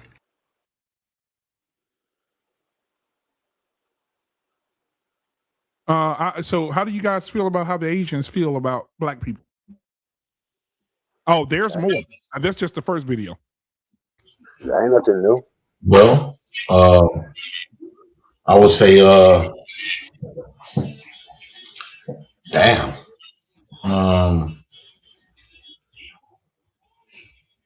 What can you say? Because I know about a week from now, Cyrus and them, they're gonna be forgotten about. Carmelo Anthony gonna be forgotten about, and niggas gonna go to their normal, natural routine. We don't stand on nothing. You know, I think Asians, Mexicans, they all do this. They see we getting punked from whites, and so everybody punk us. That's just like being on a playground. You let one person take your lunch money, everybody gonna take your lunch money, right? And so now they feel like it's okay. You got an Asian got away with murking a black boy, and then you got black people, bro. Bro, you got black people. That hurts the most. All the other bullshit when she said black people didn't stand for that black 14-year-old boy. Niggas, Asians would have never did that. White folks knew Austin was wrong, and they stood by their people. Asians gonna stand by their people. Mexicans gonna stand by right or wrong or indifferent. They gonna stand by theirs. When it comes to niggas, because y'all believe in Jesus so goddamn much and believe in turn the other cheek, you let that murderer get away with whacking your 14-year-old boy like they've been doing to black folks all these years, because you trying to be righteous and you trying to live up to their standard. You trying to add up to what they say, and you know these black people are something when they say this is the reason why these people look at us the way they do now. When a nigga tell me some shit like that, this is the reason why these people think away about us and look at us the way they do now. That screams of you a fucking loser and a coward ass motherfucker, boy. Niggas is gonna be the one that always have been the one to set black people free and make statements. Carmelo Anthony was a butler, and the only motherfucker that's fighting for him is niggas. Butlers gonna do what butlers do. They sells out. They sell outs. So it don't matter if they sell out niggas or their own. They a sellout. This boy, Carmelo Anthony, is a plum butler. He a butler junior. And all of the butlers sold that boy out. All of them. Including Charleston White. Charleston White, to me, is nothing but a culture vulture. He wasn't raised in no ghetto. His family was. His mama had a good job. Took care of him and his brother. He a culture vulture. He's stealing our struggle and capitalize off that shit. And this is why it was so easy for him to do some wicked ass shit like that. We don't stand on nothing. Come next week, motherfuckers going up there getting their bread in jail. Motherfuckers going up there getting their rubber bands. They going to get their little shoes, tank wife beaters. We don't stand on them. And unfortunately, black folks, you don't got nothing to stand on. Even if you wanted to. You don't got no beauty supply stores collectively like that. You don't got white businesses where black folks need to go to. All your money went to Johnny Dane, went to Mercedes, went to that big ass mansion that you shitting on the poor niggas about. This is why you got to depend on the people that's killing you to survive. You got to depend on your killers to survive. It's crazy to me that you got to ask white folks. When white folks do you dirty, you got to go to them for protection. You got to go to the same people for your protection. And it's crazy. As a comparison is crazy as well. Asians took your hate crime bill. Asians got your hate crime bill in a year. You've been fighting for this shit forever. You don't understand how America view you? You keep trying to say that you equal? Asians came in one fucking year and you can't even say nothing crazy too much about Asians. Now I dare you to touch them. The only bill that you got passed is gay. You got to be gay to get acknowledged. Bro. And then y'all run around here talking about y'all leaders. Y'all focus on the wrong shit. Niggas gonna save this community. Like they always have. Nigga, that's crazy. Okay, hold on, Watts. I want to say this real quick. I may not agree with everything Jay Prince said, but I do agree with two things he said specifically. The Asians did come get a hate bill in a year. That is absolutely 100% true. They did. Niggas didn't get nothing. Them Asians got it. And the second thing he said about the gays and the Asians got their bill passed. Niggas didn't get nothing. This is facts. This is facts. I can't. Most of the time, I'll be like, okay, Jay Prince on some shit, bullshit, right? But Jay Prince said the gays and the Asians got what they needed from the government, and they did. That is facts. All right. But I want to play this video, and then we're gonna get Scam Likely here. I want to play this video of the mother of Cyrus speaking T-Max, and I want to get y'all thoughts on what his mom had to say to the media about her son and what she said. And we talked about this the other day. I think T-Max alluded to this. I think the other day when we said the mom, we're going to do a show about this Friday. And the name of the show on Friday is going to be Carmelo's Mom Fucked Him. Because I think a lot of the moms are speaking up and the fathers are there doing nothing. And I just don't understand why the fathers are allowing the moms. That was the first time that Carmelo dad had the lead. Yep. Yeah, if it's my son, you're going to hear me. I'm going to say, hey, listen, you go in mourning for our child. Let me stand tall for my son. And I will be the one speaking to the media. I'm going to be the one speaking up, and I need you to just be quiet. Don't say nothing, right? She chose the wrong people. She chose the wrong defense attorney. She did all of that. That's all her stuff. She did it. But I'm going to play this video of Cyrus's mom and dad talking about what happened to him. Where is it at? Let's see. Let's see in a second. Okay, there we go. Educated woman. I hold a master's degree in information technology management. My son was not a thug. He was a 14-year-old boy who was trying to find his way. And for any person that acts like when they were 14, 15, 16, 17, that they did not do nothing wrong, that they did not smoke and drink and have sex and do whatever that they were not supposed to do by their parents, it is a lie. And it is judgmental, and I refuse to allow any of you to sit up there and make it seem like we were bad parents because we were not.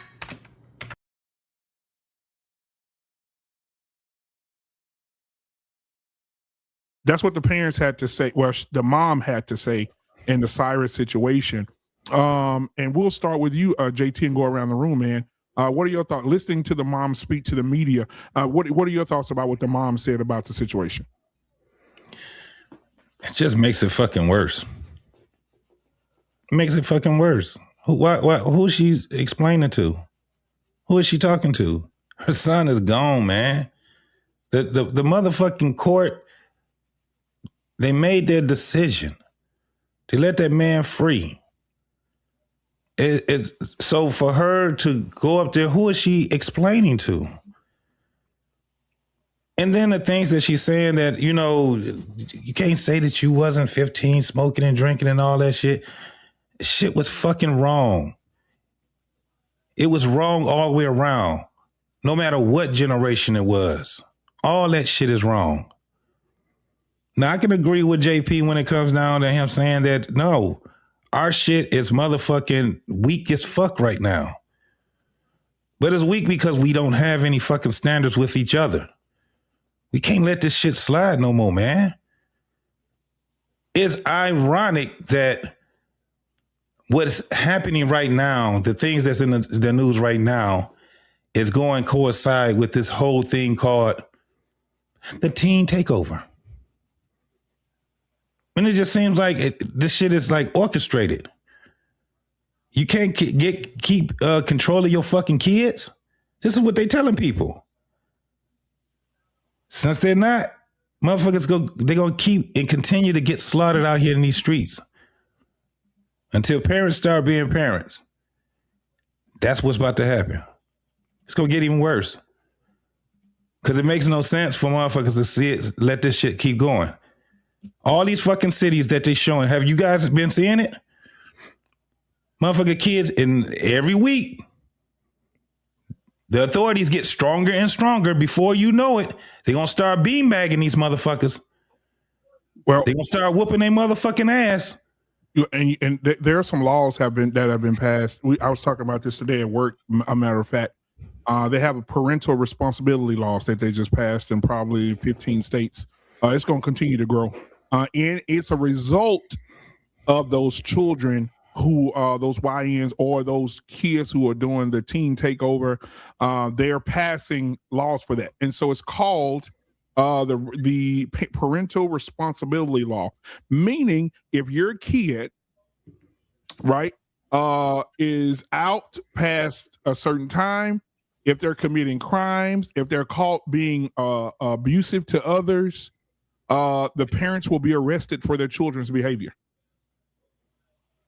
So if your kid is young, bro, that's a setup.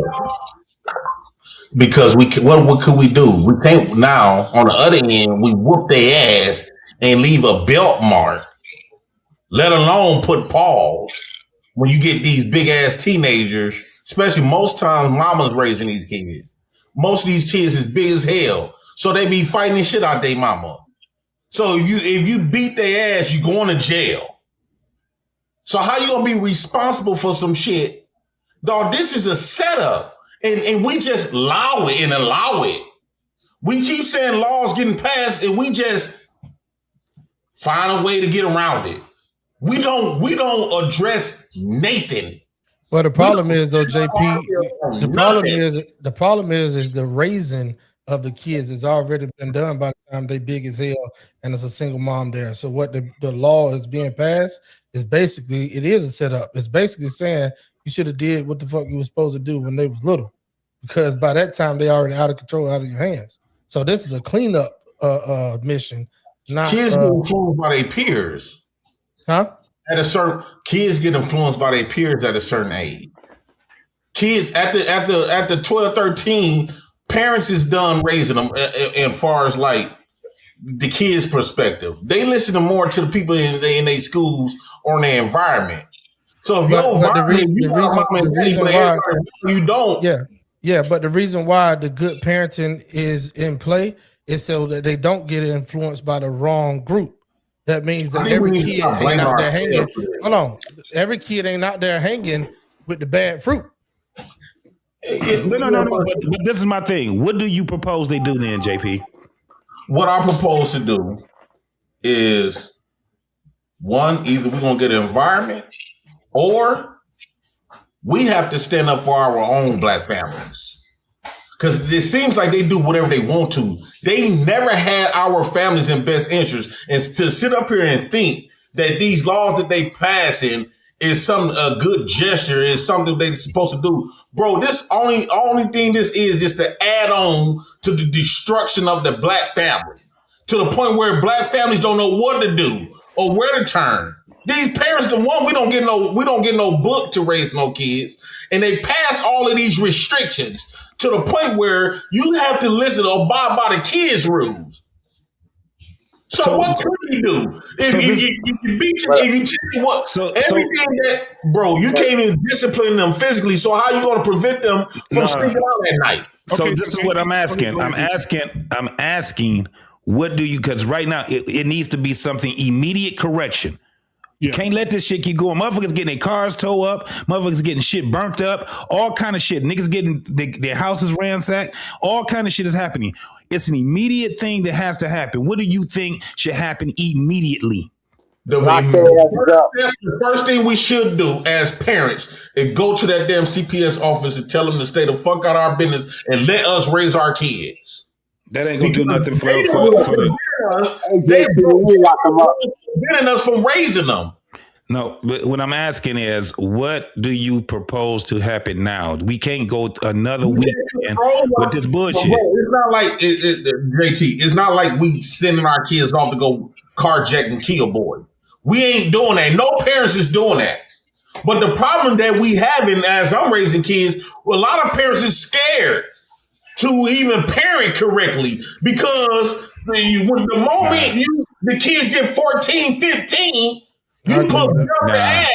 Now the kids come off to go call the CPS at the such and such. No, Jay Prince, chill out for just for a second, Jay Prince. Let me have the floor for a second. We got to get everybody else in here. I'm going to read the super chats. One of the things that I will say is this. I have a cousin out there. Shout out to my cousin out there right now. I ain't going to say her name because I don't want to embarrass her. But one day she called her brother, which is my other cousin, and said, hey, listen, you need to come get your nephew. He out of line. And he's smoking weed in my house. He's puffing his chest out at me. You need to come get him. Right? His daddy dead. His daddy died of what was it? Prostate cancer, I think it was. But anyway, my cousin goes over to the house. I'm at the house. She cooking because she's a great cook. She's cooking. He told his mama, she said, I will beat your ass. If you puff your chest out at me, I will beat your ass and have your uncle come over here and beat your ass. He looked her in the face and said, if you put your fucking hands on me, I'm going to go to school tomorrow. I'm going to tell the counselor and CPS going to take care of your motherfucking ass tomorrow. Guess what he did the next day? Went to school and snitched on his own mama. CPS came to the house and investigated my cousin, investigated the housing, how he living, and now he holding that over our head. You put your hand on him. I'm going to call plenty investigation. Now she lost full control of this nigga. This nigga come in anytime he want to, anytime of night. He's staying out. He drinking, he's smoking, and ain't shit she can do about it. Because if he open it, because he gonna go to that school and say, my mama put hands on me, and now they already got a record. See, that's what fucked him. That's what fucked his mama. They already got a record of him reporting her. So anything that comes after that, CPS gonna tear that house up. So he know he holding that leverage. My nephew got viral carjacking somebody at 15, 17 years old, from 15, 17. Hold on, Jay Prince. So he's using that as leverage on his mama. And I said, and his uncle told him, he said, I don't give a fuck about no CPS. I'll beat your ass. He said, I don't give a damn about that. You can't hold it on my head, you know, but he's still, and to this day, he out in them goddamn streets, and he's 17-ish. Out in them streets, and what happened? My thing is this is, and I think JT, y'all, I'm right in the middle, right? Some of these parents don't give a fuck, but the parents that do give a fuck, like my cousin, if he go out and vandalize a car, steal a car, a crime, she getting locked up for this nigga. So they're not. This is the thing. He's 17. Yep, it's 18. The law says 18 and under. 18 and under, right? Which means that what she has to do is put a case on his ass. He don't bring his ass to. He don't bring his ass home at curfew. She smell weed on him. She going to call the cops on him. She going to get him out of there. She going to tell him that he can't stay with her anymore. I wouldn't recommend. Definitely not raising no kids. Hold on. This is the thing. I asked the question. What do y'all propose to happen right now? Because there's entirely too many fucking parents that apparently don't got no fucking control over their fucking kids, and they scared of these motherfuckers. So what do? You get them locked up. This is where we at now. Yeah, I wouldn't call. This is where we at now. the You law. in the You middle. got to call the law on. I agree Tell me with what you JT on do that. then. Hold Tell me on, what I you agree do. with hold JT. on, y'all. JT got a good question, but we'll answer it right after we do this. The super chats. Give me just a second. Black America, man. He said, thanks for having me up, gents, man. Man, shout out to you, brother. Thank you for coming up, having the conversation. Hey, listen, I know in California y'all got Cricket wireless internet, so I know your phone keep chopping up. So make sure you get that taken care of. Well, man, I appreciate having you on the show today. We got Cradled Filth, $2 super chat. He said, on behalf of whites, we don't care. Laugh out loud. Thank you for the $2 anyway, bitch ass nigga. We got at just my 4 cents, $2. He said, not such a thing as Asian crime bill. It's not a crime bill, stupid ass. It's the Asian hate. Listen, I'm just at Cradle Filth, $2 super chase. Accountability isn't racist. All right. Everybody hates month, $4.99 super chat. JT, your position here is weak and unreasonable. Her son died. Her son saying drop it he's dead is easy to say when it's not your kid. At no Hit the link, Mont. Hit the link, Mont. Hit the fucking link. $5 super chat. The answer is community activities where families come together more regularly, not just church, cleaning up, helping elderly, cooking, exchange, etc. All right. Thank you so much, Ednon. I appreciate it, guys. We want your comments read. Please go ahead and send a super chat.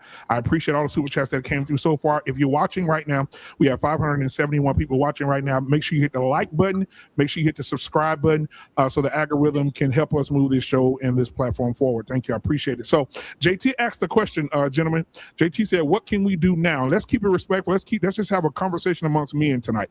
JT's asking, what can we do now, right now in the moment, to help with this situation where parents don't have to go to jail for the behaviors of their children? And I know T-Max was about alluding to something. We won't go around the room. T-Max is next.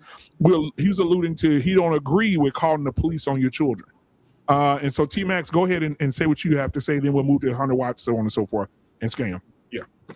Yeah. So I said that to JT because when JT asked what do we do, he was asking it straight to Jay Prince, and we didn't get a chance to say what we would do.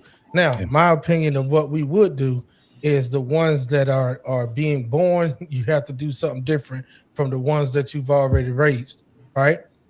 Like you can't start when they're 15, 16, 17. They already out of line. You can do your best. You can come up with a whole bunch of solutions. But I would say that those that are being born and raised, you got to start raising them in a better manner than you've already done some that may be older. Now, the reason why I wouldn't call the cops on my child from putting a case on them like that, unless they do something crazy, like, just going off fighting me and all that, because I'm going to go to their ass. But I'm talking about like fighting their mama and stuff. What I'm saying is when the cops show up, did y'all remember that case where the family member, I don't know if their mom or what, called the law on the young lady, and when the police got there, she actually had a mental disability, and they ended up shooting her in the driveway, and they killed her. No. Yeah, I think I remember the case. I think they didn't shoot in the driveway. She called the ambulance because her daughter was schizophrenic. Her daughter was schizophrenic, and she called him and said, "My daughter's having a mental thing happening right now. Can y'all please come get my daughter? She's spazzing out. I have the kid. I have her child here, but she's spazzing out." The ambulance came. The police came. They put her in the back seat of the car. They said she got halfway down the road. All the police cars stopped. This girl's on the side of the road in grave condition. Why? They say she jumped out the police car with her hands handcuffed behind her back. Yeah, well, that's a different one. The one I'm talking about is they shot in the driveway. Okay. So there's the two different ones then. One girl, they said she jumped out of the damn car with handcuffs behind her back. She opened the car door, jumped out while the car was doing 70 miles an hour. Yeah, our interaction with the police is definitely not in a good manner a lot of times. And that's either if we are doing something or they just out to do something themselves. So I wouldn't call the police. Now, I don't have a particular, solution at the drop of a dime right now. I think that is a good question, JT. And I think that's something that we can, think of and put some real thought to it. 100 watts. What are your thoughts? What can we do right now? Nothing. Right now, there is no short term. Like this shit ain't quick. It's been happening so long. All that shit ain't nothing quick that's gonna be able to fix that. I somewhat agree with JT because especially in the example that you gave, BMU, like, you think that's about to work in your advantage? Hey, look, I'm trying to give you love here. I'm trying to take care of you, and you using them people against me? Okay, cool. Because we had a very same conversation where we was talking about, you brought the white man in, and since I'm paying child support now, okay, cool. The white man is involved. You involved the white man, and as my child, I would hope that at the age of 17, I can show you that these people ain't about to help you, so you can get your shit together. That would be my hope, because the alternative is to what? Send them to the niggas? That's your alternative. Go ahead, send them to the niggas. See how that work out. He gonna end up in jail anyway, regardless. The unfortunate reality of where the fuck we at. But sometimes some of these kids do, like, okay, cool. The law won't let me punch you in the mouth. Somebody need to punch you in the mouth. At some point, eventually, you need to get punched in your fucking mouth. Everybody on this panel, I would think, came from an age where you had to fight if you was talking shit to somebody, and it benefited you in developing and growing you into the adult that you are right now. Mm-hmm. And all of us here on this panel have seen kids that don't get punched in the mouth and know that if they did at some point, it would give them some reference to consequences for the shit that they saying and doing out here in the world. I think there needs to be some frame of reference to consequences, and because the way that the world is set up, you're not supposed to just put your hands on kids. You got to use whatever system you have to use whatever's in front of you. Because trying to go against it, like what JP talking about, that's cool and that's revolutionary and all of that. But see how that shit work out for you. Have fun with that. All right, Scam Likely. What can we do right now? The opposite of everything that's being said, and the opposite of everything that's already been done. What does that look like? How can I say it? If the advocate is, if everything coming out your mouth is beat the kids, hit the kids, get them, and then they're going out there and beating up other people, then the police are coming and you want the police to go beat them up. I'm wondering, where's the love at? If that's what kids are beat on. Hold on, Jay. Everybody gonna get their chance, Jay. You can respond when you finish. Go ahead. Yeah. If that's all it is, then somehow it's supposed to work. And then we pretend like consequences actually work, which they don't. Consequences are fear-based. But if something ain't working, why do you go advocate and then go to the people, say, how come I can't do some more of the stuff that ain't working and ain't never worked? If beat them, get them was so great, why don't we just go back to slavery and go get a whole bunch of 6'5" slave masters so we can have us a better community? I mean, I'm gonna take a poll real quick. Pause. Take a big poll, huh? Stupid ass. By a show of hands, how many of y'all on the panel, this week, Scam Likely, how many men on the panel believe that the ass whoopings you got when you was a kid helped you be the man you are today? Y'all are proving my point. JT not in jail. He not slitting dope. He not on the streets. He not beating up old people. T-Max not. 100 Watts not. Beige Rage not. Come on, we not. J Prince. We're not out on. We're not out in these streets killing nobody and beating nobody. Them ass whoopers helped us. No, I have a question for you. The other day when I asked y'all about the Carmelo and what's his name, the white dude, have y'all been the bully, the fighter, fighting over stupid stuff, snap because of rage, ending up in these wild situations? All y'all said, yeah, quite common, and gave stories. Where'd y'all learn that from? Peers. Why are you learning from peers instead of your parents? No, it's not really a learning thing. Some people actually learn from their family.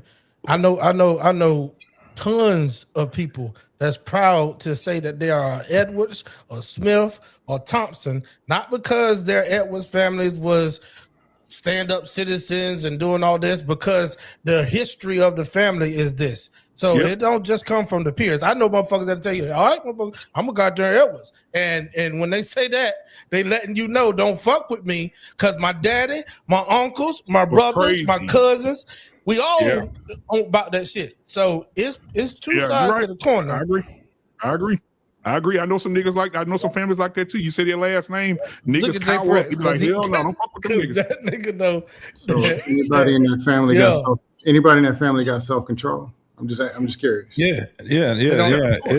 See, a lot of this doesn't have anything to do with the family, what we're talking about right now. That's why I asked the question what I'm asking, because we have an epidemic right now across the United States in these fucking inner cities where these children are out here ruining people's vehicles and ruining. I'll answer that. So the thing is that when you get these children, okay, I just land with this. When you get these children and you actually find out a lot of these children where their homes and stuff like that, you'll be surprised that these motherfuckers, the parents just didn't know that they were doing it. A lot of them is like that, but it's who they're surrounded by. All these high schools and all this shit right now. They knew. A lot a lot of parents do know, but what I'm saying is that you got those, like what you was asking, like me, right? When you asked about the ass whoopings and stuff, and I became the man that I became, it was because the ass whoopings also came with love, right? They did. What? Yeah, you're saying it like that. You're saying it like that, but my father never abused me. He never beat my ass to the point where I was just like, oh shit, I'm gonna do the same thing. I've hit my two kids. I probably hit them about 2 or 3 times, and that was spankings when they was like kids. And now you're proving my point. No, I'm not proving your point. Look, Sam, I'm not proving your point. I'm not saying what you're saying is wrong, but you can't say that what we said is wrong also. It definitely depends on the child, and it depends on the parents and the message that was sent to the child too. The message is obvious. Okay, you just said you beat somebody out of love. So what in the hell would you do if you hated them? No, you don't beat them. That's not how this go, man. What? That's not that. The beater. What are you doing your wedding night to your wife then? The beating part is crazy. But it's not your wife. See, you going to the extreme. What I'm saying, I think you're looking at it from I think you're looking at it kids, right? But I think you're looking at it from, okay, how many people on the panel are parents? Raise your hand if you're a parent. This is why we understand it, and you haven't experienced that yet. You haven't experienced a son walking in who is 16 years old, 170 pounds, 190 pounds, almost 200 pounds, saying, hey, I ain't doing nothing today. And he going through that hormonal change in his life where he feel like he can run you and feel like he want to put them hands up. How many men on the panel then stood try to stand toe-to-toe with their daddy? Raise your hand. Most kids aren't doing that. Oh God! That's not true. Now they are. Now this is fingernails. Not just that. Now you have this whole thing of motherfuckers think that they can whoop their dad's ass right now. Yeah. But it's a different. Now I got to say this also. It was a different time then. Yeah, right now, what we're looking at is these kids are being raised by one parent, and the people that's helping out raising, they're just there temporarily. There is overcorrection. Right? I agree with the overcorrection part, and too much on the left and not the right. I can agree with that. Dog, there's no fucking way you can tell me right now that the whole fucking United States have to deal with motherfuckers a teen takeover. Nigga, do you know how easy it is for fucking adults to sit back and get these motherfuckers consequences right quick? No, JT, that's not what I'm saying. With the teen takeover, this kid 15 years old, we can't skip the first 14 years and then click a button at 15. Yeah, it was already said by T-Max. He was saying the same thing. You got to start. You said it too. We always say we're in agreement with that. You got to start. You got to start as they're younger. It's very difficult for a motherfucker to sit back and coddle their fucking kid and let them do all this shit. And it was cute, cool, and call this little man. And you know what I'm saying? And then once they start getting 13, 14, and 15, now you want to sit back and want to lay down the rules and shit. It's fucked up. I agree. That don't work. No, I'm just saying 14 years worth of get them, and it ain't working. And then you go to the system. No, that's why it's a warfare between you and the kids. Something got to get resolved. Right. Something hasn't been working forever. So let me just stick to what I was just saying. Right now, something is about to happen with these fucking kids. That's what I'm asking. What are the parents that have those kids? Like my kids are grown. The parents that have those type of kids and those kids are out there, what do you propose they do now? Because they have to do something immediately. If not, them and their children is about to be in a lot of fucking trouble. Trust me when I tell you. Okay, I'll say this. Part of it is too late. That's like saying this car got 180,000 miles on it and been rolling with the wrong engine, the wrong gas, wrong oil. How do I fix it and make it run like new? It ain't gonna happen. Okay, then you got to pay the fine then, right? Yeah, let's not act like the fine pay fines and go to jail. Right, but let's not act like it's not. And I'll make it systematory or whatever the word is. They don't care about you. They don't care about your kids, and they don't care about the parents. So the kids already belong. A lot of them, they out there anyway.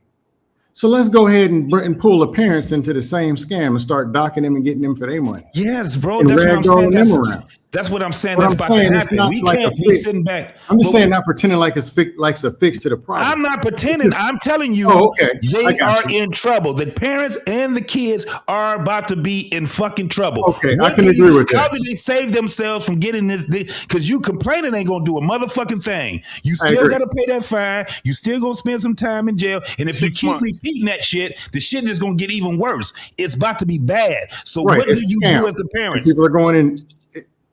So if you say that there's nothing we can do right now, then they gonna do it. They gonna make your decision for you then. But I'm just saying is, you agree that it's not gonna fix the problem. It's just let's go punish some parents and get some money out of them too. That's Yes. Oh, okay, we're on the same page with that.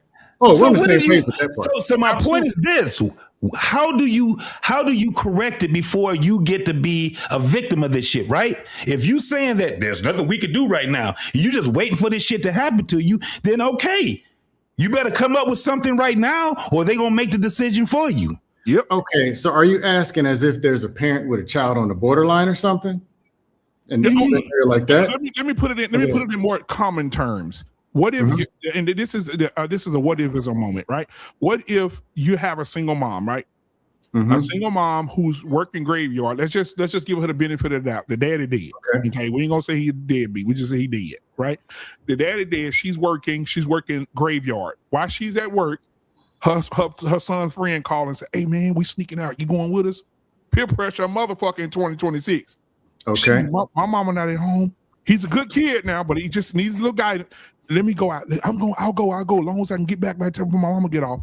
He sneaks out, he with his friends, they go do some dumb shit, spray paint a building, or doing some old dumb teenager stupid ass shit. When the police pull up, arrest him and the other kids for vandalism. The mama gets 6 months in jail, a $2,000 fine. He goes into the system. And is that okay for the mom to lose everything she got because her son made a dumbass decision to go vandalize a building with his friends the night before? No. That's what's happening. That's the law. The law says we agree. Fine, 6 months in jail. She's gonna lose her job. She's gonna lose her apartment. She's 6 months in jail. The apartment's gone. Whatever house she in, she's fucked. Right. All me and JT are saying, it's not fixing a problem. It never was. It's, hey man, let's just go victimize some parents and pull them into some bullshit too. That's what it really is. But you're looking at the wrong. What I'm saying is that they have the power. What I'm saying is, how do you mitigate what's about to happen to you? How do you mitigate that? Because the only thing it's going to sound like is a motherfucker's going to complain that it's happening to him. How do you mitigate that? Okay. Are you asking me how do I go and just fix the whole problem? That scenario that BMU just said. Okay. How would that mother mitigate that? Because it will happen. Okay, I'm gonna be realistic. If she knows that it will happen, she's got to make a decision immediately. She can't continue to have this child, which is a good child, sitting there and his ass want to just every once in a while he's sneaking out and shit like that. How does she feel comfortable knowing that this child is going to do what? How old would you say he is? 15 years old. Okay, just being realistic, it's probably going to be a problem. This very reason, 15 years worth of bad raising ain't going to be fixed in one phone call. Why do you keep saying bad raising? Huh? What makes you assume it was bad raising? Because it ain't working. No, I'm saying, why would you assume it's bad raising? Because it ain't working, right? If it ain't working. If the lady's working graveyard, she's taking care of him. His daddy dead. She's taking care of him, right? She's doing the best she can. What do you say to that woman if she's being arrested for something her son made a decision to go do? Okay. So is it working? Is what working? Is how is he's being raised? Is it working? Yes or no? Yeah. If he was raised right. If you're being raised, if he's raised right, then she can go to work and we ain't got nothing to worry about. No. This is for people, and I know everybody's not religious, but from a biblical perspective, I'll say this. The Bible even says ignorance is bound up in the heart of a child. The Bible says kids are ignorant and they're going to be mischievous and they're going to be liars and they're going to be doing things far away from what they were raised to do. It's biblical. It's in there. Kids are kids are terrible. They're terrible. And one thing that I learned, raising my own kids and being around their friends, oh my God, when you see them at the little graduations, they're like, "Hi, how you doing, Mr. BMU? You okay? Good. And then all of a sudden, I'm passing by. I'm looking on the Instagram. They popping pussy on the ground, twerking and running. I said, God, that's not the same innocent person I just seen. Who the fuck is that? They're two completely different people. And I'm telling you, like, you just kids are not going to do everything you tell them to do. They're not. Black Man Unfiltered. There's only one way to solve this. It's to sell them to the system. You have to put them on that dope the white man keep pushing. Hey, Jay Prince, how did that work for you? They will give you more leniency if you put your kids on that dope. Did it work? $1,100 a month. That's going to be the only answer. That's going to be the only way you're going to get excused of your kid fucking up if you label them and put that label on them. Because if you don't have no other option. Scam, shout out to Scam. We've been trolling, but bro, this is why, and a lot of people is in Scam shoes that came up with this law, believe it or not. Most of those child protector services do not have kids, nor raising them. Because if they did, they will understand that it's not black and white. Because the methods that these people that don't have kids coming up with, trying to tell us parents to use this, that if that was the case, why these kids fucking up in school?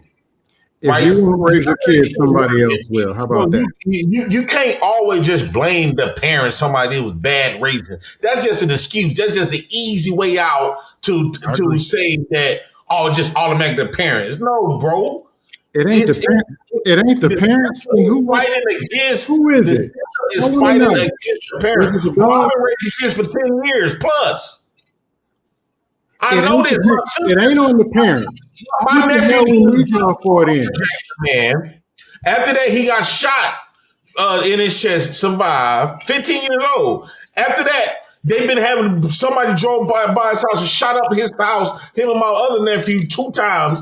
Now they both in jail. One of them got 4 felonies, beating up the bus driver and beating up another boy. The other one just got a strong arm robbery. And then the lady who let them live there, they kicked down the door, up pistol on her and around her 4-year-old daughter. He ain't shit but 16 now. And guess what? He just called me today. They say they dismissed the case of strong arm. What they tell you? He should go right for you. Bro, you can do, and my sister did not play with her kids.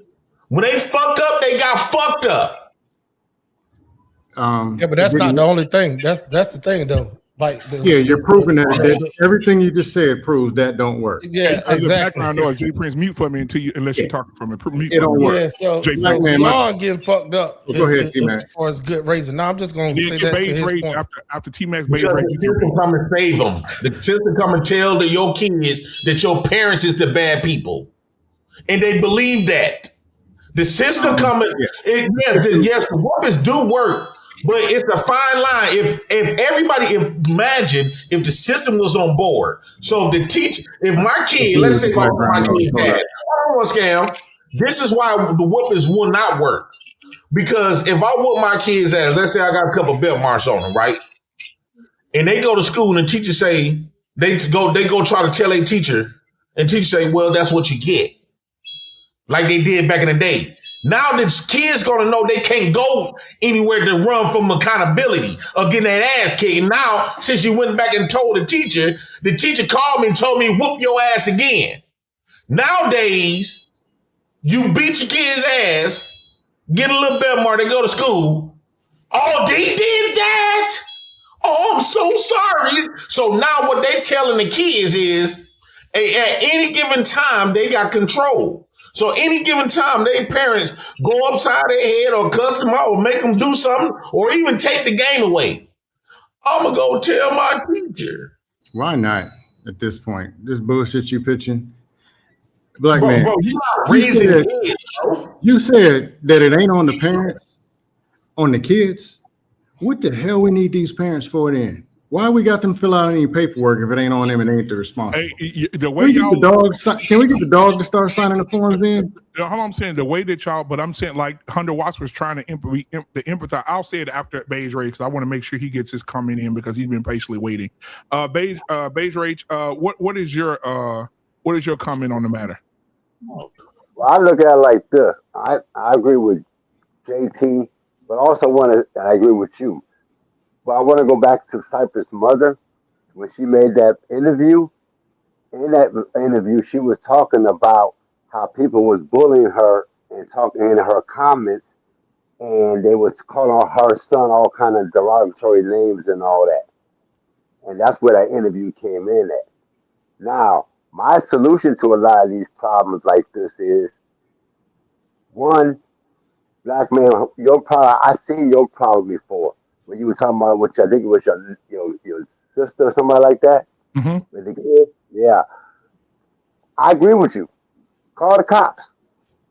Call the cops because every time that kid's running out in that streets and running around, you call the cops and say, "Hey, it's past curfew.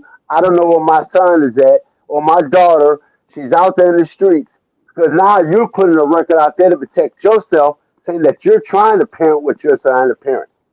Because that protects you. Then when they go and say, "Hey, my mama trying to beat me," no, my son's out there in the middle of the street running the streets when I told him don't do that.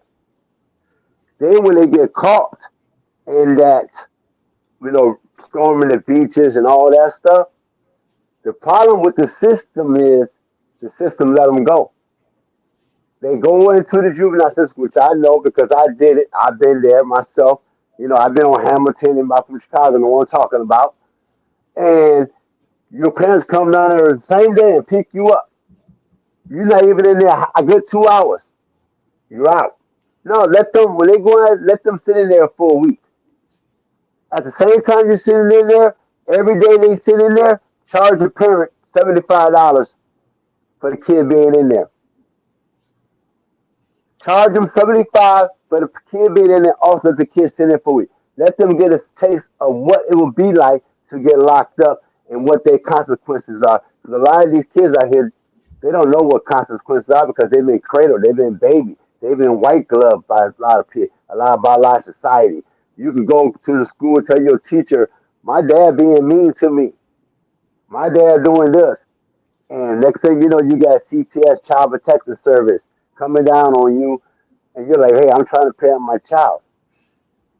Next thing you know, you're in trouble, like he said, because you trying to parent your child. Your child's out there. Next thing you going to jail for your child, and you're like, "Wait a minute, I try to do everything I possibly can, but y'all locking me up for this. That's not right, So they need to lock the kid up at least for a weekend." But go ahead, Black man. I turn the table to you. So anybody, I got a super chat. I'm gonna read this, and then I got a question for the chat as well. I want to involve them tonight. It says everybody hates month 499. People get themselves into that position. Using whoopings, yelling, and screaming as the primary disciplinary action will cause you problems in the end.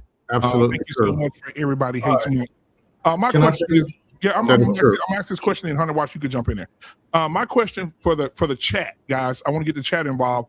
Guys, what do you believe? Put a 1 in the chat if you believe that a parent should call the police on their child and let the police their children.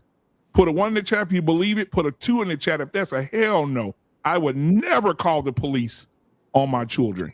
All right. And what do you guys think on it? Because I know T Max was really adamant about it, but Hunter Watts had something he wanted to say, and then we'll talk about that question right there. Should we call the police on our own children? Yeah, Hunter I want Watts. to get back into. Now, the comment that you just pulled up, right? The ass whoopings. I think that, how can I say that it makes sense? I think that we need to there's a world that exists where people aren't living in extremes. Okay. An example, whoopings is never off the table for my kids. My oldest is 13. It's not off the table, but that's not my primary use of discipline for my child. Okay. I have a 5-year-old. Whooping is never off the table for her, but that is not my primary use of discipline for my child. When you are raising your children, you have an understanding of what is necessary and when it's necessary. Okay. I have my youngest, that little girl, as bubbly as her spirit is, she's mischievous as a motherfucker. And I know it. She just be into shit. She just like being places where she's not supposed to be. And that soft parenting, that, hey, you're not supposed to be here, that doesn't work. I'm not saying I need to go outside and go get a switch and pull the leaves off and strip the bark off of it and whoop her ass. I'm not saying that.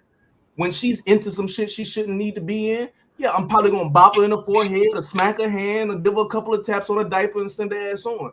An ass whooping needs to be on the table. It has to be on the table. It is a level of escalation of force that I plan on using inside of my household for my kids to understand. And when you go outside in the world, there's a level of response that people have to your shit. Okay, you can go to school, you can make a bunch of jokes and all of that, and somebody might want to fight you for it. What happens when you steal something from somebody? They might want to. They're gonna come back for that. There's a level of response that comes from the shit that you're doing. So if my child is a good kid and doesn't cause any problems and really isn't in no havoc, I'm not just whooping your ass for the sake of it. But yes, if you take your stupid ass outside and the police bring you back to the house after you just vandalized somebody's house, me personally, we're going to put the gloves on and I'm going to meet you in the backyard and we're going to have to speak about this. And while I'm beating your ass, I'm going to tell you while I'm beating your ass. And I am saying beat your ass for the extremity, not for the actual term. Like, I don't plan on going back there and lumping my child up and you know what I'm saying, and leaking his shit. I'm not planning on doing that. But your children have to have some level of fear, because yes, consequences are fear-based. Everything about what you do in your life is a risk assessment. Your children need to understand at some point there is a risk assessment that is involved in the shit that you do. And I would like your first experience with risk assessment to be based on me whooping your ass. I got some questions. I find it interesting that we want to correct the whole community. I assume, because I know people like to skip over the men and blame women and kids for everything, but I assume we know that we got men that are out of control, and that's where it starts. How do we skip all the men and then go to the kids, knowing that women who get beat on go through all this trauma, psychological warfare, but somehow you're knocking out kids on your head. Somehow they trauma proof. We can send them in the military. Somehow kids are trauma proof and it doesn't have a negative effect. So let me ask you, where is it in what I said that gave you the impression that a man should be skipped? Okay. So where does it start? Where's the authoritative power of, hey, we're the ass whoopers. We decide who and what. Right. So it skips over you. You skip over God. You skip over the police. You skip over. It starts with you. So you now became God. You're conflating. No, you're conflating. You are very much you're conflating. Because at no point am I claiming to be God. So if you run a red light, no. Let me explain it to you. When you run a red light, who's correcting you with physical pain? With physical pain? Yeah, if you believe in it. The fact that I can get hit by a car going 50 miles an hour is my. What are you talking about? Yes. Oh, but the kids can't get hit. I don't get it. Okay. So for you, the men, is everybody conflating right now? Okay. Who is delivering physical pain every time you eat a pork sandwich, every time you run a red light, every time you cuss, or you get out? the Who's delivering the information, physical pain to the you? Because if you believe information in in the your system, it should start with you, then to the wife, then to the kids, right? Or do you Brother, skip it and deliver it straight to the kids and then you kick your feet up? what I'm saying to you is, in order for my children to not be involved in the system, for them to not be arrested and get a mugshot and all of that, it starts with me, my teachings, and their mother. That's where it starts at. How do you teach what you're not learning? If I, as their parent, include God in that, that is my choice, my responsibility. If I don't include God in that, that is my choice and responsibility. But where it starts with me, because that was my nut that made that child. So that's my responsibility. Okay, God says don't do it anyway. God never said don't do what? God said don't do God what? never said put your hands on it. No. Yes, it is. That's a spoil the wild for. He crazy. That's a spoil the wild for the child. It means keep your hands off the kids. That's exactly what it means. No. That's one thing. Now you know, Scam, likely you can't say what the Bible say, and I'm not gonna check you. Go pull it. Show me. Bible specifically says. What does spoil the wild spoil the child mean? Yeah, no, you tell me. You the theologian. Tell me. What did he use the rod for? Did he beat the animals? No. Tell me. Did he whip the animals? Which ones? He said, spare the rod, spoil the child. If you do spare the rod, your child will shame you. That's what it says in scripture. If you spare the rod, your child will shame you. He says your child will shame you. That's what the next verse says. Everybody read that verse, but we don't read the verse under that. It says, if you do spare the rod, your child will shame you, embarrass you. He will be an embarrassment to you. The rod was for correction. It wasn't for ass whipping. Some Southern Baptists wanted to make it what they wanted. That's literally what I said. But that's what I said. Just like Ephesians, they flipped upside down. But that's specifically what I said. The ass whooping is not to lump my child up and have him bleeding. It's not to go outside. Be there to begin with. It's not your argument. If it's supposed to be there, why does it skip the father and skip the wife? Your argument just completely fell apart. You said it shouldn't be there, but you referenced the Bible having it in it. No, I referenced it not being in there in the Bible. But it's in there. It's in there. No, it's not. That's not what it says. It's not what it means. So if I smack my children hand like this, is that abuse or is that discipline? It's undisciplined behavior. Slap a police officer, smack the next officer you see, do like this. Why would I smack hold on, guys. Hold on. Slap God's hand and see what happens. Give me just a second. The Bible How says. How many people did Jesus slap? No, Scam, since you brought it up, the Bible says God over man, man over woman, woman over child. The woman submits to the authority of her husband, and so should the children submit to the authority of the father. As he submits to God. But if he ain't going to follow it and start beating everybody. But we're talking about the same. Hold on. But we're talking about the same God who disciplined others, who he disciplined the world, flooded it, killed everybody that was disobedient. The same God that gave that disciplined all these people in the Bible, he used to discipline other people. God is disciplined. So we can't sit here and act like God is not disciplined. He's disciplined. He's killed people. Okay. He's had people killed. He's flooded the earth and killed people when they were not doing what Daddy said. He disciplined them. And so now we can't say that, if I'm submitting to God and God is disciplined, then I should omit the discipline from God. You can't omit it. God is a disciplinarian. That's what he does. So you're not going to follow his instruction. And the example that he gave us was Jesus. Show me who Jesus beat on, spanked, ganked. I got you. I got you. One time Jesus was walking along. He's walking past the synagogue, right? So you can't get this Bible because I know the Bible back and front. My mom, I read it a lot as a child and an adult. Jesus passed by the synagogue. He saw the people in the church. He walked into the church and saw people in the worship place selling goods, gambling. There was prostitution. There was a lot of things.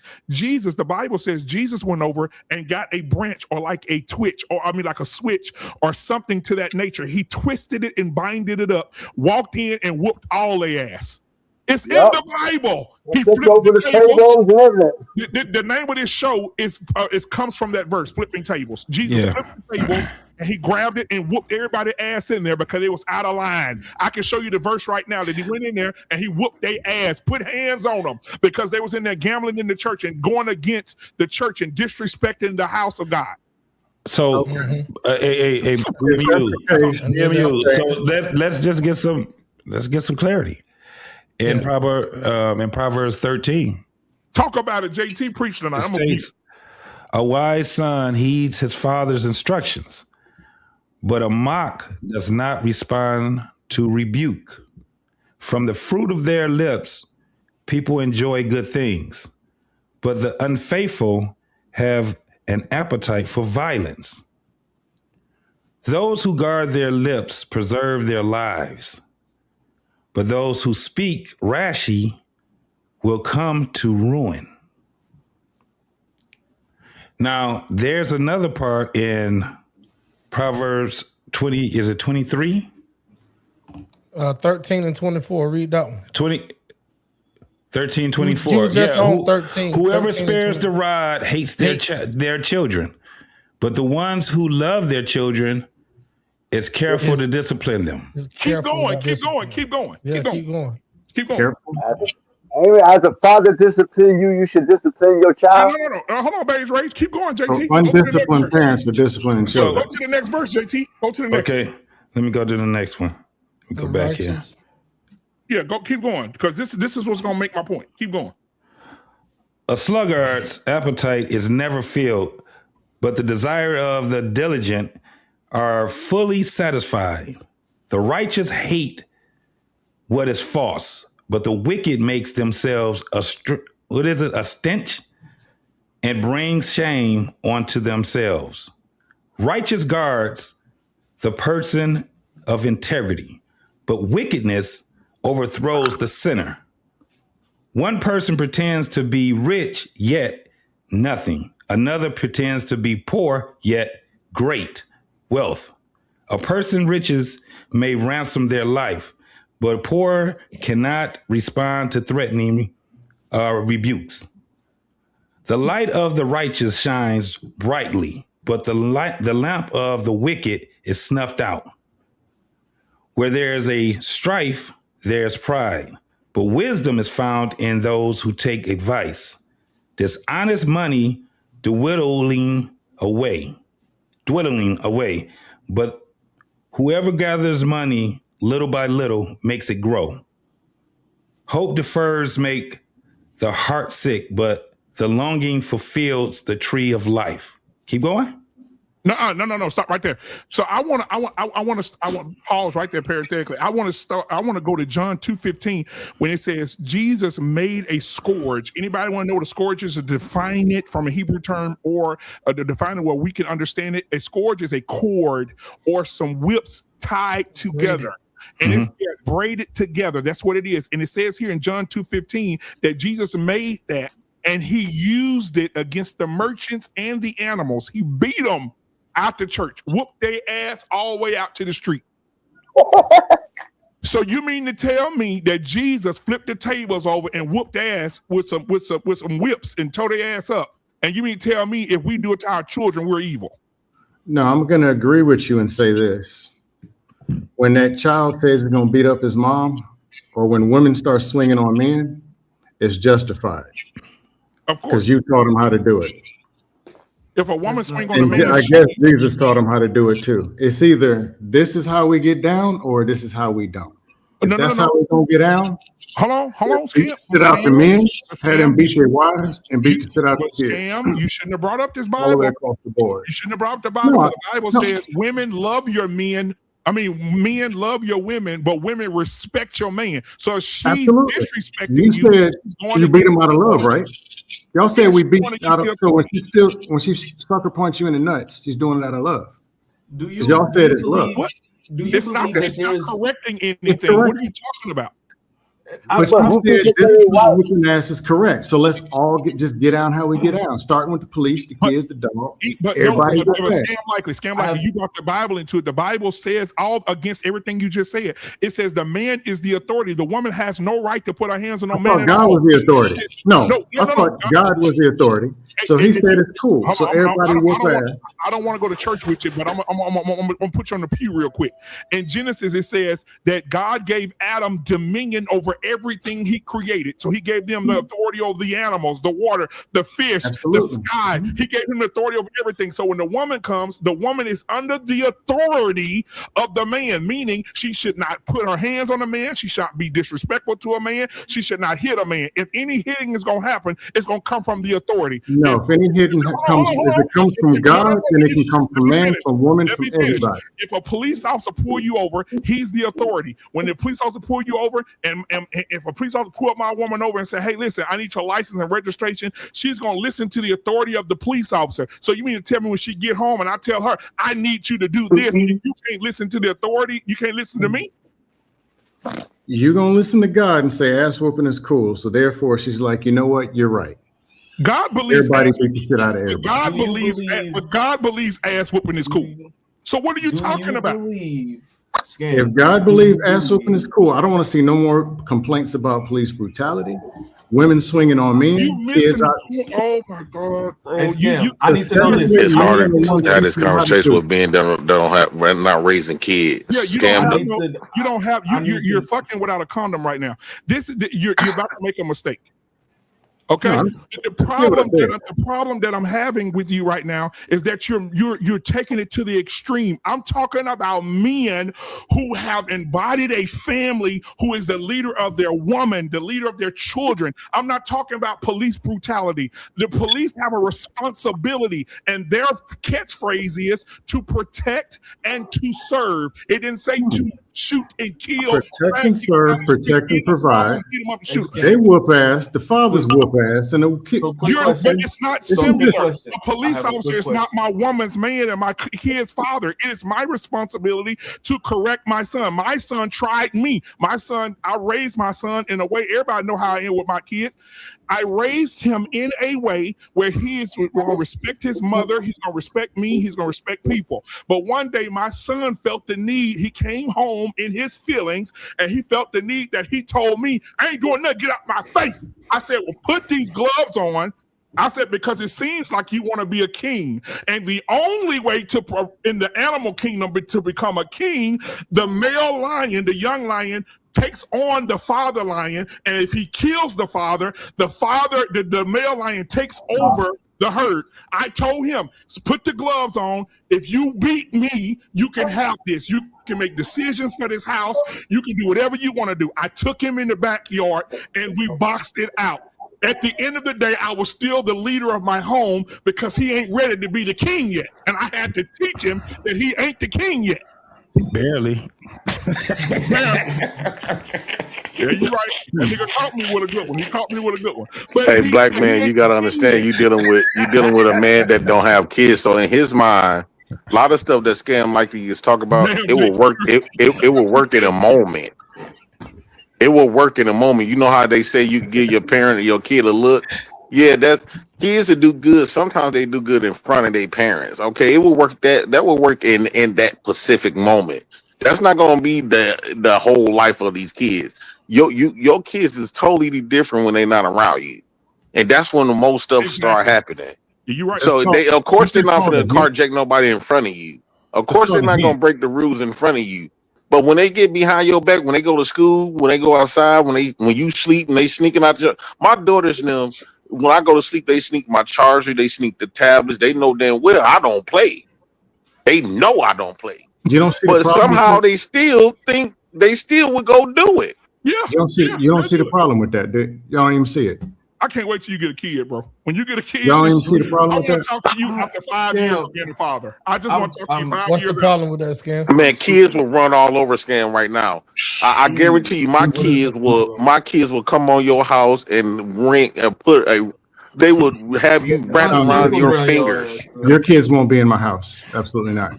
See, it's easy. That's what I'm saying. It's easy for you to kick kids out, right? We have to deal with them. See, when kids, if my kids do something that you don't like, guess what you gonna do? You gonna say, JP, come get your kids, right? It's easy at this moment, but when you have to deal with these kids, come over my house. Jay Prince, he gonna be doing this. Jay Prince, on our white boys. And this is why I don't think people with no kids should speak on parenting. Goddamn clip master. People with no kids should never speak on parenting. They should have zero input.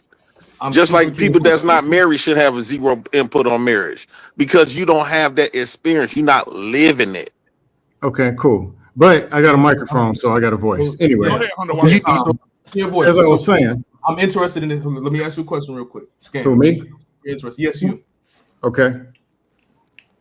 Your thought process when it comes to being a man of a household. You're the man of a household. Do you believe that it is within his realm of responsibility to use force in terms of protection and provisions for his family? Is it possible that at some point he may need to use physical force for protection and provisions for his family?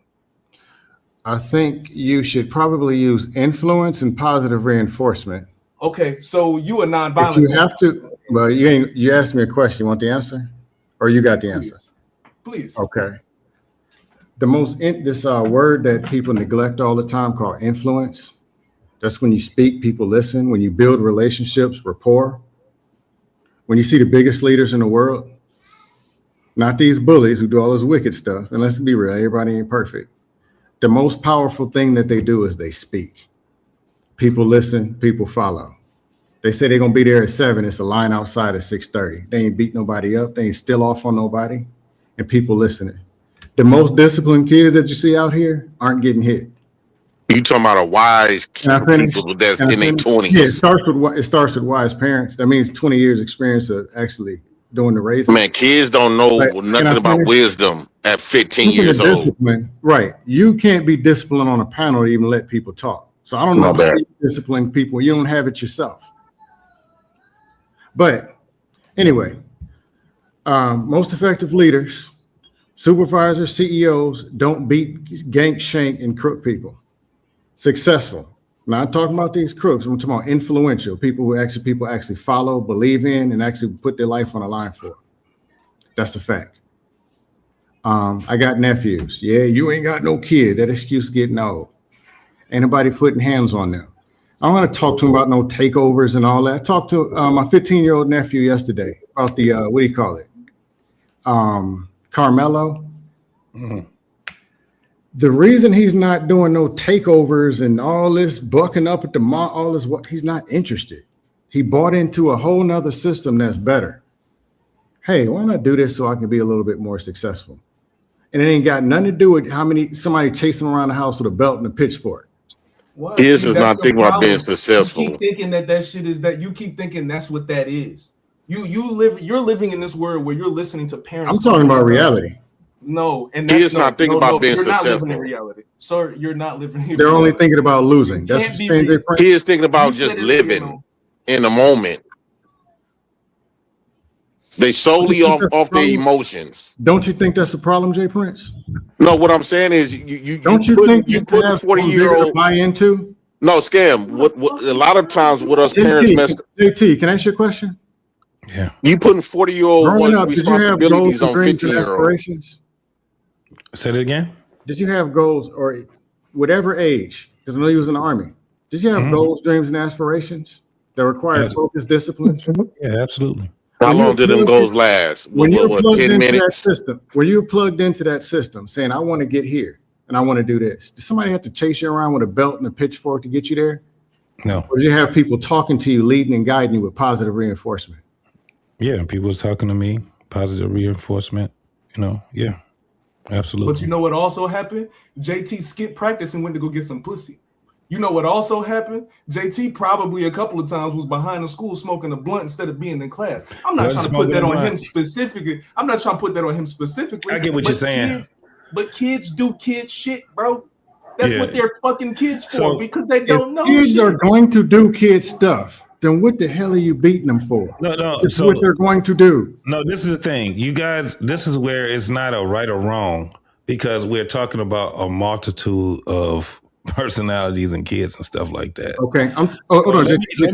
I'm also talking about things that work and don't work. Yeah. So let me say this. Let me revert back to when I was. Let's go with 15, right? Mm-hmm. 15 years old. My parents didn't have to worry about the things that a lot of other parents had to worry about when it came down to me, my brothers, and my sisters, right?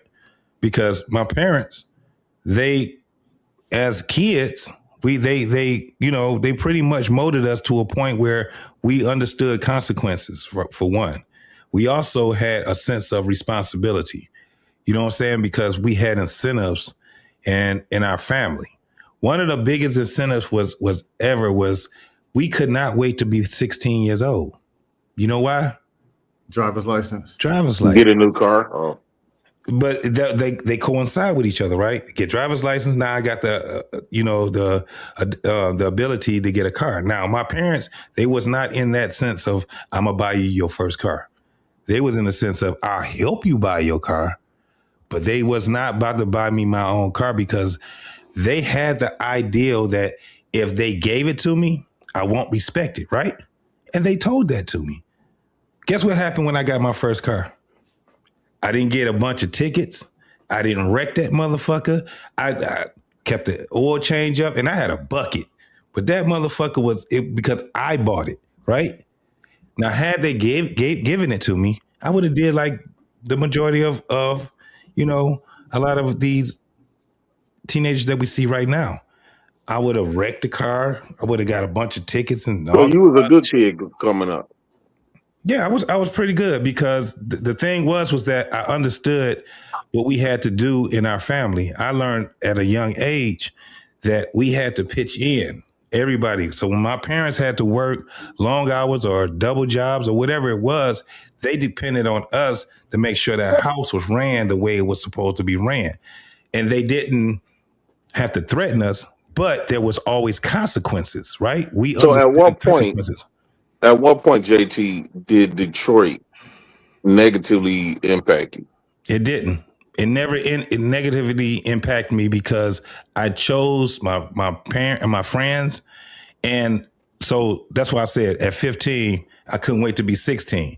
At 16, I had a job and I wanted things. I also had a second job. Plus, I also was an athlete and I also was in band. And I also had I was interning because I went to a Votech. It was a lot of things. Man, I was too fucking busy to be out there fucking around. By the time I turned 18, I was out the house already. I had my career. I was starting my career already. So my parents never had to deal with jail. They never had to deal with me being arrested or none of that shit. Because when they left, my parents used to leave for, anniversaries and stuff like that. They'd be gone for 4 days. Guess what? At 16 years old, nigga, I wasn't trying to turn up and all that shit. I wasn't interested in all that shit. I wasn't letting nobody come in the crib and I'm throwing parties and shit like that. Guess what I was still doing? Taking my ass to school. I was still going to work. I didn't have to have none of that because they instilled that in me. Same thing happened with my kids. By the time both my daughters, both of them are grown now. By the time they got to be 16 years old, they were driving. They were going to school. They had extracurriculars. You know what I'm saying? They had a lot of things that was going on. So, and the one was my oldest daughter. Now she was trying to be mischievous. She was trying to veer and shit like that. But that shit was too tight. That shit, it was airtight when it came down to it. So all the things that she thought she was going to get away with, she never got away with. And there was consequences that came behind it. Now, fast forward, I got a 30-year-old. She just got her master's degree. She didn't graduated from college, the first college, but almost 10 years ago. My second, she graduated from college. She's in nursing school now. They're doing shit, man. They ain't really fucking with us like that when it comes down to, you know what I'm saying, getting in trouble and all that shit. They in 2 different states. They just living life because the thing was that being young, they got all of those things. It was just things that kept them like Scan was just saying. Wasn't worried about no motherfucking takeover and all that shit. If I found my motherfucking daughter, if they mama found them, she was way worse than me. Now she was ass whooping. I didn't have to. I was more, and it was crazy because the thing was that they didn't want to hear my voice. Hey, JT, I had a question shit about your dad being disappointed in you. Nigga, that shit's crazy. You got daughters, JP, and I know how it is. You got the daddy voice. You be sitting here doing podcasts. They doing some shit. They getting too loud or whatever. What do you do? Only thing you got to do is what? Turn around. Hey, shut that shit up. What they do? JT, they calm it down. You know what I'm saying? JT, that's how it's supposed to be. Yeah. I was in the Army at 18, and then I was in college at 20. So I seen that's something I definitely know is what happens when people get away from home. Yeah. When kids don't buy into a system, they're 15, 16, 17, and the only thing is, I'm not going to do this because somebody going to whoop me. Somebody going to yell at me. What happens when they turn 18 and they go to college in South Carolina? Or they go in the Air Force and when it ain't somebody going to whoop me, what do they turn into? Oh, shit.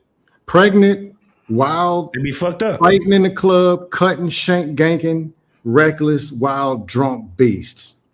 And the consequences are heavier than when they were up under the roof with their parents. To be honest, JT, people do not fear consequences. If you don't believe me, go over your people's house. I definitely understand. Yes, they do. When them police put them shackles on you and they close that door, you know you ain't going home. JT, as the parents, but as the parents, you don't fear consequences. Yeah, hell yeah, I fear consequences. Yeah, but so as the parents, I think it's the fact of knowing that those consequences are there, right? And so even with like JP, you done went through a whole bunch of shit. You don't want your daughters going through the shit that you went through. No, because they're girls. Yeah. But even with your boys, listen, some of the things that we go through, we know how that shit is. And we just look at our kids like, for one, you don't want nobody else disciplining your kids but you. So at the end of the day, what you do is you give them the consequences, and those consequences, they shouldn't be so severe like in the world. They're just consequences. It ain't even a big thing. Man, let me tell you something. It depends on what they do, though. It depends on the severity of what they do. Yeah, but the thing is that you're not gonna get them to a point where you about to go ahead and put them in the guillotine and behead their ass. Now, yes, it depends. Their ass, ain't you already preparing them for the guillotine? I mean, what's next? So again, let me say this. Might as well do it once and get it over with, right? I can tell you right now, 2026, I don't condone none of these fucking parents whipping their fucking kids because these motherfuckers don't know what the fuck they doing. They abusing these fucking kids. None of them. Go ahead. They're abusing these fucking kids. They were worse back in the day, JT. They were way worse. Hey, sometimes them kids need to be abused. Abuse the parents. If they believe it, if the parents believe that they need to be abused, why won't they show it themselves? Yeah, every time you lift a cigarette, cut yourself. Every time you eat a pork salad, it's a different. It's a thing called It's a I'm difference. wrong. I could do what I want to do, and kids stay in kids' place. Right. So you're teaching them that when they become grown, do whatever they want to do. So why don't they practice doing that now? No. So you confuse them when you say that.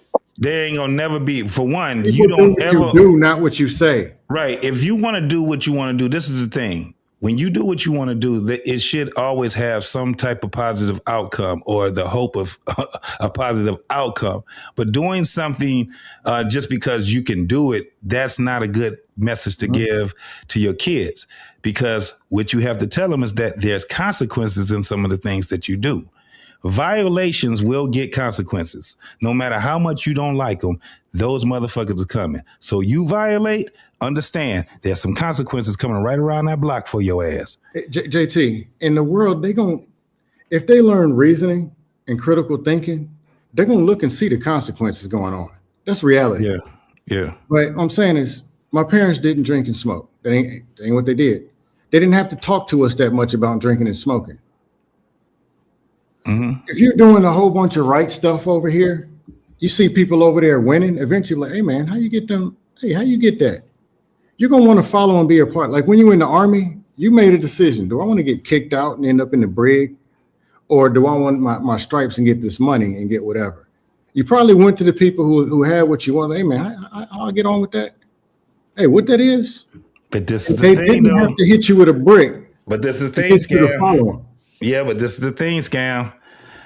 Sometimes that goddamn winning looks totally different, bro. What like you mean? that the scamming, motherfuckers think they winning when they scam. When these niggas is out here in this world and they scamming motherfuckers and you seeing these motherfuckers and they got all the fucking nigga trinkets and shit like that and you saying how you do that, oh, I can show you. It's just that. So that's another thing. So JT, you grow with your mama and your daddy. I can't disagree, JT. Because you ain't no gangster. You ain't hard. No, JT, that very example. They say people follow everything you wrong. Because I had two parents. Most people that had two. What I mean by you ain't no gangster, you soft is meaning that you don't have no life didn't whoop your ass when like far as like you didn't have to deal with the life traumas with the people that didn't. I didn't have no parents, but I got newspapers. My mama died in front of me at 10. My daddy wasn't never there. As far as like he come pop in, woo out the band, big blue moon. But you know, you didn't have to deal with life. No, I had to deal with life, bro. No, I'm saying you didn't have to deal with life on the other side. Nah, so you had a blessing. You had your mama and your daddy's. The majority of black kids didn't have that. I guarantee you, most people were jealous of y'all. But look at this. I've lived life long enough, bro. I'm over 50% of my life, right? I've probably seen more death than anybody on this panel. I've probably seen more suffering. There ain't too many what people. Type of death? Because if you had a mama and daddy, and you say you was working, I'm talking about people getting stabbed to death. I'm talking about people getting shot to death, hung, beheaded. So y'all was in the neighborhood. Y'all was in a rough neighborhood with your father. No, bro. At 18 years old, I went to the military. I'm a 3-time war vet, bro. I served 3 times, homie. Infantry. I was in Jordan. I was in Jordan my first time. I went to Bosnia my second. Then I went back over to it wasn't Jordan, it was another city. It was over. I consider that like a job. So I did until you have to deal with it. And see, you don't understand that right there. No, I understand it because I come from the hood. You see the difference between the hood people that go through that same shit and compared to y'all doing it with a purpose. Not only that y'all getting is legal for y'all getting paid. Y'all got a whole force, thousands of people behind your back. You not only that, you got military protection. You got JP, bombs. You got all of this good stuff. JP, did you serve? No. I served. I served the hood. Like scam likely. You just like scam likely. No, not to children. No, because hold on. You just told that man that he couldn't comment on shit if he ain't had no kids. Yeah, but I chose not to serve because that's not something I didn't believe in serving a white man's war. Oh, you telling him what his experience was like because it was. So if you in the hood, yes, I get to do that because fatherhood don't have nothing to do with the white man's war. JP, I've been in. What is hood shit? We was having fatherhood way before the white man's war. You was in. Let me tell you something. That what you call a hood, homie. I've been in places that make that bitch look like the suburbs, my guy. Yeah, but you had it with millions of people behind you. You had it with millions of people behind you. I didn't have millions, JP. That's not how that works. And y'all had a lot of artillery. First off, most countries is afraid of America. So JP, you probably will want to talk to someone that actually done did it. My uncle was in the Marines. He was infantry as well. Hey, I'm not talking about. I was. Let me tell you something. I wasn't infantry, right? I was in infantry units. I did a lot of training, and what I'm telling you is this: when you're talking about something like that, it's more than just. I served in the military. This is not a job. A lot of times, this shit was kind of like, why the fuck did I even sign up for this type of shit? You know why? It's because you have to have a mind. The shit that I had to go through, you have to have a fucking mind, dog, where it don't affect you for when you leave. If you talk to some war vets, bro. What was your MOS, homie? 63 whiskey. I was a truck mechanic, or light wheel mechanic. I also was, man, there's a lot. I did 10 years. And the thing was that if anybody know anything about 10th Mountain Division, if anybody know anything about the cavalry, if you know anything about any of these type of units, bro, yeah, you was deployed. It's Fort not Campbell? what you think it is, JP. Were you Trust Fort me. Campbell? No, I wasn't in Fort Campbell. That was Fort Hood. Hood. I was about to say, Hood when is he said Calvary. Calvary, I already know he was a Calvary Hood. Fort Hood. I did 4 tours: Iraq, Jordan, and Kuwait. That shit ain't that shit ain't what it's cracked up to be, Jay. His motherfuckers came back kind of fucked up. I understand that, and I know that. This is my plight with that, though, right? That's something you chose to do, yes, right? Just like in the hood. No. I agree with I didn't Frank. choose to Might have not the have been life that chosen. was. I didn't choose my car. You didn't choose to have the life that you had because it was given to you as a kid. about But saying you do have choices once you start navigating. There are things that you have to do in life that may not feel comfortable to you, but you understand that shit can eventually get you delivered out of that motherfucking situation that you was in. So I understand because I'm from Detroit, bro. And I just told people, I was like, look, I did. When I was there, I didn't live in the hood, but it was a fucking neighborhood. My shit was right down the street from everything else. Cam, you been to Detroit. Tell them. Yeah. That shit look crazy than motherfucker on certain spaces, and then it's nice on another spot. But I've had friends. Let me tell you something. When I graduated, 1991, at least during that year before we graduated. You graduated high school in 91? Yeah. At least 21 motherfuckers didn't even make it to their graduation. You know why? Got killed. Hey, JT. Motherfuckers went to prison. Or JT and J Prince. I ain't go to war and I didn't grow up in the hood. But I do understand trauma is trauma, death is death. Yes. And pain is pain. So it could be different, but it's still right. But it's still pain. Trauma. And yes. It causes an effect. There you go. That we all understand. Yes. Do y'all think that y'all chose that, right? Listen to y'all, right? Y'all had a good upbringing.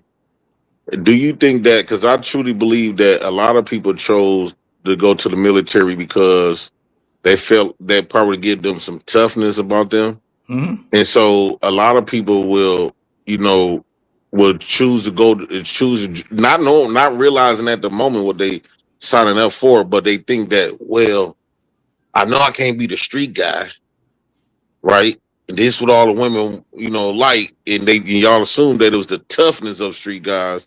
So y'all was like, well, I'm gonna go with something that's way more stronger than the street guys. I'm gonna go to the military. That's a small portion of them, JP. Why not just ask people why they joined? Most of them will tell you the truth. They'll give you the answer. Yeah, hold on. T-Max was saying something. But I was just going to ask JP a question because he was trying to act like it was a large portion of guys that wanted to be tough that say I'm gonna go to the military to get tough. Right. But JP, let me ask you a question. You told me a story about that. You had met a young lady and then her cousins came around and you saw how the environment was with the cousins around. So you jumped off some shit just to set the stage, right? Did you tell me a story like that? Like you called for a family fade of one. You just met the girl, and then you called for a family fade on one of her cousins that you just met, right? Yeah, because he was too tough for me. But you wanted to set the stage for what? To set the stage that I wanted to set the stage of respect. So I want her to know that I understand that she viewed her cousin like this big time gangster from Chicago. And if I was gonna be dealing with her, by me dealing with women, I know that they leverage that. They leverage they gangsterist men and their family over you. So move out the bed. So I want her to see from the gate that I'm willing to go to war with your people. So I'm not gonna be the one that you just gonna call. They gonna automatically have this respect, and she gave me that respect ever since then. Well, you must be on something or coming off. So my whole point bringing that up was that you saying that people do shit right for show just to prove that they're tough. Mm-hmm. Okay, all right, we're good. No. But no. Check your phone, wait. But now there's the difference. The difference is this is my life though. This been me ever since I was a young buck. It's not about being tough at all. Well, sometimes when you get women, you every once in a while, but this is my life. When I'm talking to the people that went to the military, they really didn't have to. A lot of times, like I was shocked that JT had a mom and a dad.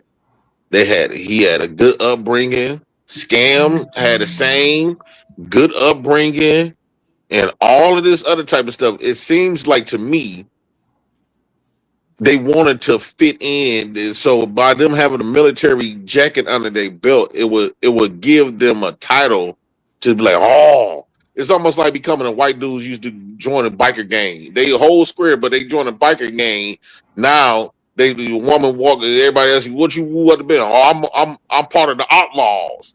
And so you automatically get this respect. And by you saying that you from the military, American military, you able to tell people that, so you automatically get this toughness. That's the same respect. thing. That's the same thing when people say that I'm from Watts or I'm from fucking Robert Taylor Homes or I'm from Milwaukee or I'm from, or some people Detroit, say I'm Detroit, and then some people want you to think that they're smart because they said I went to Howard or I went to Harvard or I went to, like, a lot of people, or some people think that they're tough because they black. So at the end of the day, what the hell we talking about? T Max, he keep thinking the military is just this whole thing where motherfuckers are straight.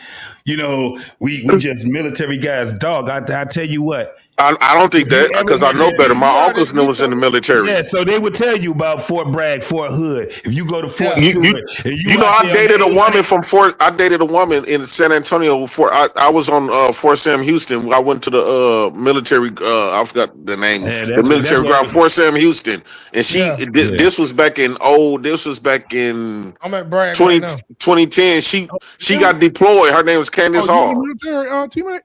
I retired 2017. Yep, she got deployed twice to Iraq. And at first, when I first met her, when people used to tell me they was getting deployed, you automatically thought they went to war. She said, no, I didn't. Most people get deployed don't mean, because every time she got deployed, she got like 10 and 15 racks. She said most people that get deployed do not actually go to war. She said, in fact, only a certain percentage, she was telling me about a test that the military veterans take, that the ones that flunk end up getting time back. But she was saying that she ended up seeing a lot of her people that died and stuff because she worked at Maddox, and she got the chance to see she got the chance to see bombings and people suffering from that. But she said she never really went to war. She said a lot of people didn't go to war. Well, she was for one, she was at Fort Sam Houston, homie. So the Fort Sam Houston is a mass unit. She was in the army. She was in the army. Yeah, that was Fort Sam Houston. She was in the mass unit. That was with the mass unit is a medical unit. That's where everybody go for that medical. That was something where. So I ain't just making this up. I ain't lying. So look, I'm gonna say this, because street niggas do it all the time. Yeah, and I think that I think that it's a bunch of street niggas in the military. Look, listen to me. Okay, this is the point that I'm trying to make. I'm listening to Jay Prince right now, and inside I'm on fire right now, right? Because my nigga, you don't know what you talking about. Desire. Like you don't know what you're talking about right now. You know what I'm saying? I don't understand why y'all brag on that though. Okay, hold on. Just like you brag on being 6'5" or whatever you said. I would brag. I'm glad to brag some that represent me, and being in the ghetto represent black men. Okay, cool. Being in the military represents the white man. Hell no, don't represent me. Hey, time out. See, that's why I said it represents the white man. The military. Hey, give me a now you got to give me a chance. You got to give me a chance now, brother, because you tripping. Okay. Because the same way that I have heard you many times on all of these people's platforms talking about that you are proud that you a nigga and the niggas is gonna save our community. I've heard you say that many a times. Nigga, I'm proud of the fact that I served in the military. You know why? Because you're straightening me up. You keep doing this whole, niggas joined the military because they wanted to be tough and all of that. No, I wasn't trying to be tough. I wasn't trying to be in the streets with you, nigga. I was trying to get my shit together so I can take care of the responsibilities I have behind me. You can call it whatever you want. You had your mama and your daddy. Yes, nigga, I come from a bloodline of military. People in my family have served this country all the way back to the fucking World War. And if you think, oh, this is a white mess, you can think about it how you want. We all serve this country. Stop. Don't do that. Because you're not going to I'm saying we do. No, that's not what you're going to do. Well, 95% of military veterans, right? 95% of military veterans go there to work. What's the difference from you working overseas and working in seas, right? If you did not go to physical war, you are no different from somebody working a job here. Okay, Jay Prince. Actually, you in the hood, filling up all the shit you're doing in the hood gives the Klan a break for the weekend. What I'm saying is people wore these uniforms, and whether they wanted to go or not, they put their life on the line for this shit, and motherfuckers lost homies behind this shit. Yeah, man. So the way that you playing with what you I lost a lot of homies too and family members. So Jay Prince, what Y'all I'm saying participated in the loss. What are you talking about? What I'm saying to you is no, I lost a lot of family members. Okay, Jay Prince. No, hold on. Let Watts finish his go ahead, Watts. Go ahead. Let Watts finish. Go ahead. All I'm saying to you, brother, is that you do all this plighting for niggas on the street that's getting arrested and doing dumb shit every day.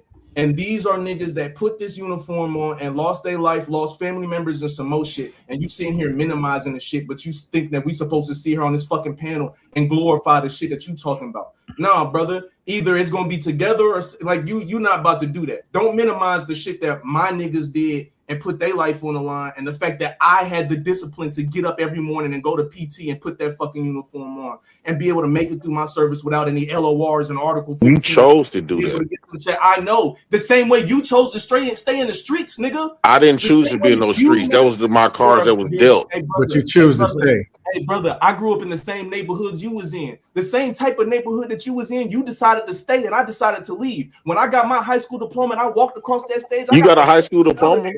And that was, hey, my nigga, see? And that's the other shit. I'm not about to be here trying to sympathize with a nigga that decided to not go. I understand, cool. Man, we looked at niggas that get high school diploma soft, gay. I'm cool, bro. Yeah, you can say you cool, but it just cause, bro. Let me say this 100. Let me say this to 100 right quick. Let me say this to 100. So I'm not the only military veterans I truly respect is the white ones. I do not respect black men in the military. None of them. Hold on, let me finish. Hold on, let me give you clarity what I'm saying. The reason why I don't respect black male military veterans is because you wear that as a badge of honor of fighting. You keep throwing out that you risk your life. Your niggas don't risk their life in the military. But how come you black men didn't risk your life for your black family? I was always told by y'all that before you go try to fight for everybody else, you're supposed to fight for your home first. And the reason why what created me, nigga. Wait. Hold on one second. Hold on, man. You always doing this. What created the nigga is because what created the nigga, it was the bitch in y'all that allowed that same white man that you go through your life away was going to risk you and throw your life away for. Punk you out of your own home, but now you want us to respect your gangsterism because you went to the military and seen some shit. No, you at that point, to me, I look at you like a trained puppy. You didn't do it. You didn't risk your life for your family. You ain't risking your life for the black men in America right now. We getting slaughtered. We getting spanked. You ain't risking your life now. We absolutely did what a lot of you niggas was scared to do. That's all that shit was. We did what you was scared to do, because if we didn't do it, you motherfuckers. You risk it for the white man. You risk it for the white man. You didn't risk it for yourself, because y'all don't even get respect. Your black men.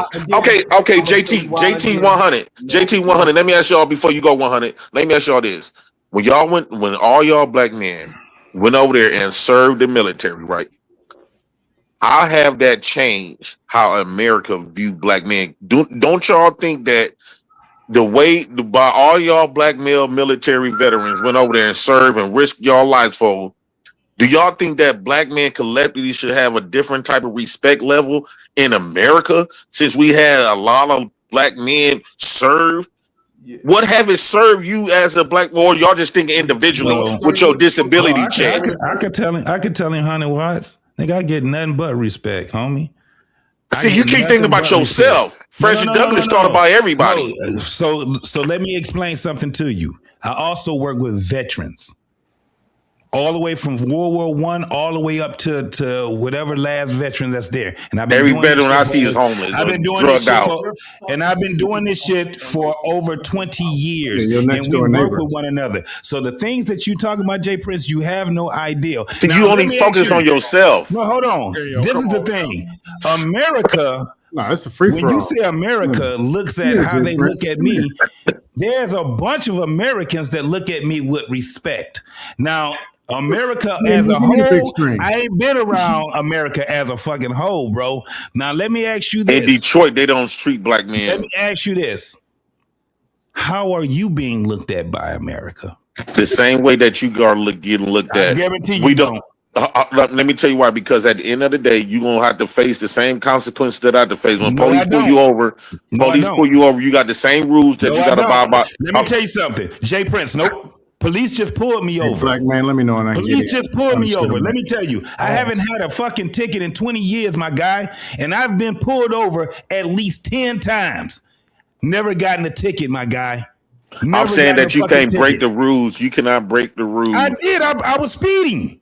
I'm saying I'm not talking about no simple speed. I'm saying soon as they see my status, soon as the nigga saw that card, what did they say, dog? Do you think if you commit a crime, you won't get off? A warning. Come on, do you think you talking about a crime? Now he talking about criminal. That's why I'm asking. That's what I'm saying.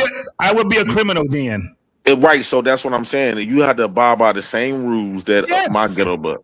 No, but you said, how do America look at us when we are out here and we honored our country by going out there and we served the country? You honor the country that took you from your home. You saying that we get the same look that you get. I can tell you right now, my guy. You honor the country that took you out of your home. Ain't no country took me out of my home. No, JT, you keep thinking about JT. JT, wait, scam. See, this is my problem with black men like this. Everything he's saying, he keep thinking about JT. Put your contact information in the back chat. You keep thinking about JT. I'm talking about black men, right? So yes, you probably didn't get taken out your home. You didn't get taken out your home. But JT. Okay, I got you. Would you agree, JT, that it was a large number of black men that got robbed from their families? And it affected these kids. The reason why our kids wilding out to this day is because of the fact that those black men got bitched out of their homes and removed. Would you agree to that? Jay Prince, you got to have a home to get bitched out of it, right? Would you agree to that, JT? He trolling. So go. You have go to have a home to get bitched out of it, right? You saying that because our kids are acting the way that they're acting right now? No, I'm just saying in general, right? Mm-hmm. So when it's not just think about JT. Yeah, okay. I'm saying black men collectively, because at the end of the day, we still niggas. That's how the white folks view all of us, right? From the initial, that's how white people view all of us. Because at the end of the day, y'all bragging about the veterans that doing good, but I know majority of veterans I knew all of my life was crackheads and homelessness, right? So we ain't gonna just ignore them. And they on food stamps, so we not gonna ignore that side. And I done sold plenty dope to them. So my thing is outside of that, right? Mm-hmm. You serve this country. Mm-hmm. What about the black men that didn't get the chance to serve their own family? Because y'all told me that before you go try to fight the world, you had to fight for your home. And what created the nigga? What created the nigga was the lack of the black fathers. How do you think you got black man, can I get in here? After they took it from as spoils of war? How did you get your freedom? Pause again. I can't understand what you're saying, Peace, man. What'd you say? How did you get your freedom as I'm saying it right now, black man. We don't got our freedom. How did you get the freedom to even be on here and talk? Because if you a slave, why you ain't a slave now? Why you get the right to go? It's a mental slavery and be on public aid, right? It's a mental slavery. We don't have the same. We don't have and these court cases lately just proved to you we don't have the same rights as everybody else here in America. And we're not getting lynched, But that's not because of y'all military veterans. It's just something that the whites. It's definitely because of us military. Y'all was getting shot. Y'all was getting shot by your own people when black men first went to the military. Y'all was getting shot from both ends. That came in the first and foremost, bro. You've never been in the military, so yeah. But I got uncles. I got a lot of uncles that was. Right, he been shot and stabbed up. And I got a lot of uncles that was. So what's the difference from you telling me about the military and them? You made a good. They gonna keep it more real with me. You stated that a person that's never been married should shut up talking about marriage. When you made that statement, that was a good. You get it, Black Man. Something you should have obtained and thought about and stood on right now. So as a man that's never been in the military, as a man that don't know the history of black men in the military, I advise you to sit back, listen to these brothers teach, and learn. Because, no, but I could also disagree. Because of guys like Nate Turner, because of the Seminole Wars, because of so many things that we did. So why do black men still go to the same stuff that we got today? And watch this. You don't know about those because you've never been in the military. You don't know the history that's told when it comes from our viewpoint. So, P. Smurf, let me ask you a question. So why do black men, since all of these black men went to the military, right? And I believe that a lot of y'all don't retire. Why do black men America know y'all black men served in America? Why do black men is the still least respected in America? To the point where the women and the children don't have no right to, don't really have to respect you. They don't have to. So you just said it right there. They have to respect men like me. And the reason why they have to respect men like me, because I fought from all angles of it. The problem is when I'm having conversations with guys like you. Once again, you made a good point earlier. If you are not in a relationship, you shouldn't be talking about relationships, man. What you should do is sit back and learn and then go and do your research and see what we're saying is valid. JT was right. We do get privileges that you don't get as a normal civilian. So what are you going to do? What are you going to do? Have rights that you don't get because once again, just like you and white men that think like you, y'all lesser to us because we got. Oh my God! You ain't nothing but the government's hoe. That's how I see you. Right? No, Jay Prince, you the government's hoe. You the one. That's all that is. That's all that is. The pimp gave y'all a little bit more than what they give us, right? And you taking that like that's a badge of honor. No, that's not how that goes, Jay Prince. That's not how it goes. Let me tell you something. This is the thing about America. You have a status when you're in here. Veteran is a status in America. I understand that. Right. So your status is what? I'm just nigga out the ghetto. Yeah, you just black, which means that you really don't have a fucking status. It's the same thing of being a educator. I don't care to measure myself up to a white man's standard. See, that's why you have a problem. Because guess what? When you are doing something, it brings your status up, my guy. When you are doing something in this world, that's where your status comes from. If you ain't doing shit, I'm not refuting that. That's not what JT. That's not what I'm refuting. Okay. What I'm refuting, right? Is that what have that status done for it? Because you say y'all fought for this country, but you didn't fight for black men yourself, right? And the reason why I say that you did not fight. Let me finish my point. You can't share the mic, bro. Hold on. Y'all did not fight for yourself because if you did, if y'all fought for yourself.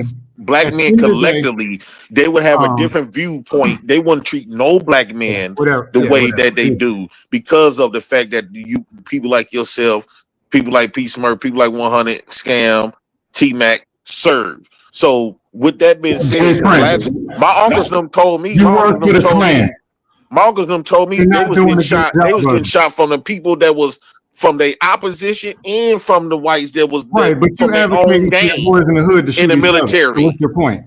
In the military, the military fucked up my uncle though. If we were shot, we wouldn't be here on this panel. Anybody My got uncles, the military fucked. What y'all not mentioning while y'all keep But I trying can to look steal at this your military shit? Sell Yeah. the fact Your that teeth are most more of those divided than the military black veterans community come out anyway. and Let's be raping real. little kids, The and teeth how, gang bro, banging east the and west. military fucked up our black men. That's not the side that y'all not Jay talking Prince. about, though. Jay Prince, why you put that jacket on military men, bro? Bro, all you had to do is Google. Hold on, JT. Yeah, Google JP, Google at the the end of the grapes. day- Google grapes in the military. Most women in the military But you was went to getting raped jail. by her own soldiers, and the women that y'all conquer was getting raped by Jay y'all. Prince. That's you can Google that. That's a lie, bro. You can Google it. No, hold But on. this man went to jail talking about people getting raped. Hold on, y'all. Hold It on. was Ain't no more women rape in the there. military because Hold it's on. legal. Let me tell you something. The military is It's a legal. society of its own. Hold on. Military is a society of its own. Now, the thing is that hell yeah, there's a lot of crime, not just rape, but motherfuckers like we were saying before. That's what I was leading to before. You got gangs, you got motherfuckers that come in and they do all kind of shit. That's why I was telling you that because you were trying to make it seem like the military is just some fucking thing that you sign up like you just going to fucking you going to goddamn work every day. That's not how that shit is. It depends on where you at. You got to remember, we are all over the world, JP. This ain't no damn Job Corps. So everybody has a different type of experience when it comes down to it. And you're going to experience a lot of things depending on where you are stationed. You're going to have people, man, if you hear some of these soldiers talk, a lot of times their PTSD does not even come from war. It comes from having to deal with the society that you're in. So what you're saying, that can be also true. There's a lot of shit that happens in the military. Motherfuckers get jumped on, motherfuckers get their house broken into, niggas get shot, all kind of shit happens because it's bigger than what you think it is. That community, you got to still remember, these are citizens of not just the United States. Now watch this. It's also they still citizens from other the countries. hood. Dog, we got people from China, people from Africa, we got people from India, we got people that come in so they want to get their green card. That's how they do it. The military ain't what you think it is, JP. I'm trying to tell you. No, it ain't what you think it is. So what's the difference between the military and the trying ghetto? to make sense to the senseless. There's a big difference. There's a big difference because you have a career. You got people that want to have careers. So that's more legal. Is yours legitimized? Ours illegal. Everybody can't. No, y'all shit is bullshit. Y'all niggas couldn't get in the military. That's all that shit was. To do the same shit. I'm thinking y'all talking about. It ain't the same. A lot of y'all use military for morale. You ain't got no aviator. You ain't got no aviator mechanics. You ain't got no motherfuckers that work in operations. You ain't got commo. You ain't got none of these motherfuckers that do shit. You get real jobs there. Oh, you got to have a high school diploma. No, what I'm saying is y'all. What I'm saying is don't get no jobs. I understand that. I respect that. Hey, Scam, you full of shit, bro. You crazy. Am I wrong? I respect that, but what I'm saying is y'all use the military for morality purposes. It's a dog. Your whole life is about morality. It's about motivation, dedication. It's about all of that. It's about all of it. But if you was about morality, y'all signing up to do the same shit that you could have did in the ghetto. What we're saying, JP, the military offers dental plans also. Just so you know, niggas that went to prison and they signed up for that. No, but what I'm saying is, y'all can't you cannot if you're gonna say that the military is a place to be for young black men, especially, right? You can't then say that you're gonna equate it with somebody in the ghetto because y'all supposed to be above that. Y'all supposed to be bigger than that. Y'all supposed to be the pinnacle of men, right? Y'all the veterans. And why is you're the one that asked? But y'all doing the same shit. You the one brought this ghetto. It's just the difference is y'all is legal and ours is illegal. Do you know the process of the training when it comes to military? Oh, you talking about how they the 21 days? I guess it was like 21 days. So this is what you need to do, Jay Prince. You need to wait. Did he say no? It was 6 weeks of training and how they beat you, how they He said beat you. Not beat you. What I mean is like how the sergeants come yelling at you and screaming at you. You don't. He watched too much motherfucking Major Pain. Major Pain. Hey, Jay Prince. I hate to say it, but the Klan is pleased with your efforts. They can take a vacation and go out and play golf because they got you out here doing what you do. And you talking about advocating for black men. The military offers, and I will say this: the military is not perfect and it has some problems at all. And systematically, there are some. No, I'm gonna say this: systematically, there are some issues. However, it does offer opportunity for some young basically black selling your soul for the opportunity. Hey, Scam, right? And you sold your ass for the COs, but anyway, Scam, you are balanced, so that's a good response you just made. Absolutely, there's some problems, but I appreciate Scam like because they just want to get up here over Hey, and Prince, for can the I get the military. damn mic? You talk too much. No, hold on. Let me get this. Let me get this. Here's the deal. There are problems with the military, just like there's holistic problems in this world. But with every system, education problems, policing problems, food problems, Jay Prince's teeth problems. And all these systems got problems. But to fix them, we got to go get to the root. But we need the right people in the right places. So we can get some people. E1s, E2, and let's be real, our ancestors, the military we went into, I ain't even built for that. The ones who went, fought in wars, came back, and they was told, get our uniform, you blackguard. Hey, that's some stuff there. But a lot of military veterans have what's called green privilege. That's for life. That's for, and not even for them most of the time, it's for their spouses and their families who want to go and become NFL players, NBA, nurses, doctors, janitors, whatever. Free education, opportunities for a better life because of green privilege. Most people don't. Now, hold on, I'll give Jay Prince the GI Bill. I heard about the GI Bill. GI Bill is ain't nothing like it. Oh yeah, yum yum yum. Yeah, my chick was in it. I was dating a woman in the Army in Air Force. Hold on, Jay Prince. Now I'll say this because I'm gonna address it. Then I'm gonna roast you. That's crazy that she's picking out all young veterans. Hold on, I'm gonna give you your. She picked a hood nigga to be. Hold on. Let me say some stuff that makes something. That's because she. There are. No, I'll say there are some punk bastards that join the military. Some that think they're a tough guy and they're gonna put this uniform. They get beat up on base anyway, or they get punked by their women's and they be simped and pimped out and got all kind of problems. We roast them all over the base. Damn.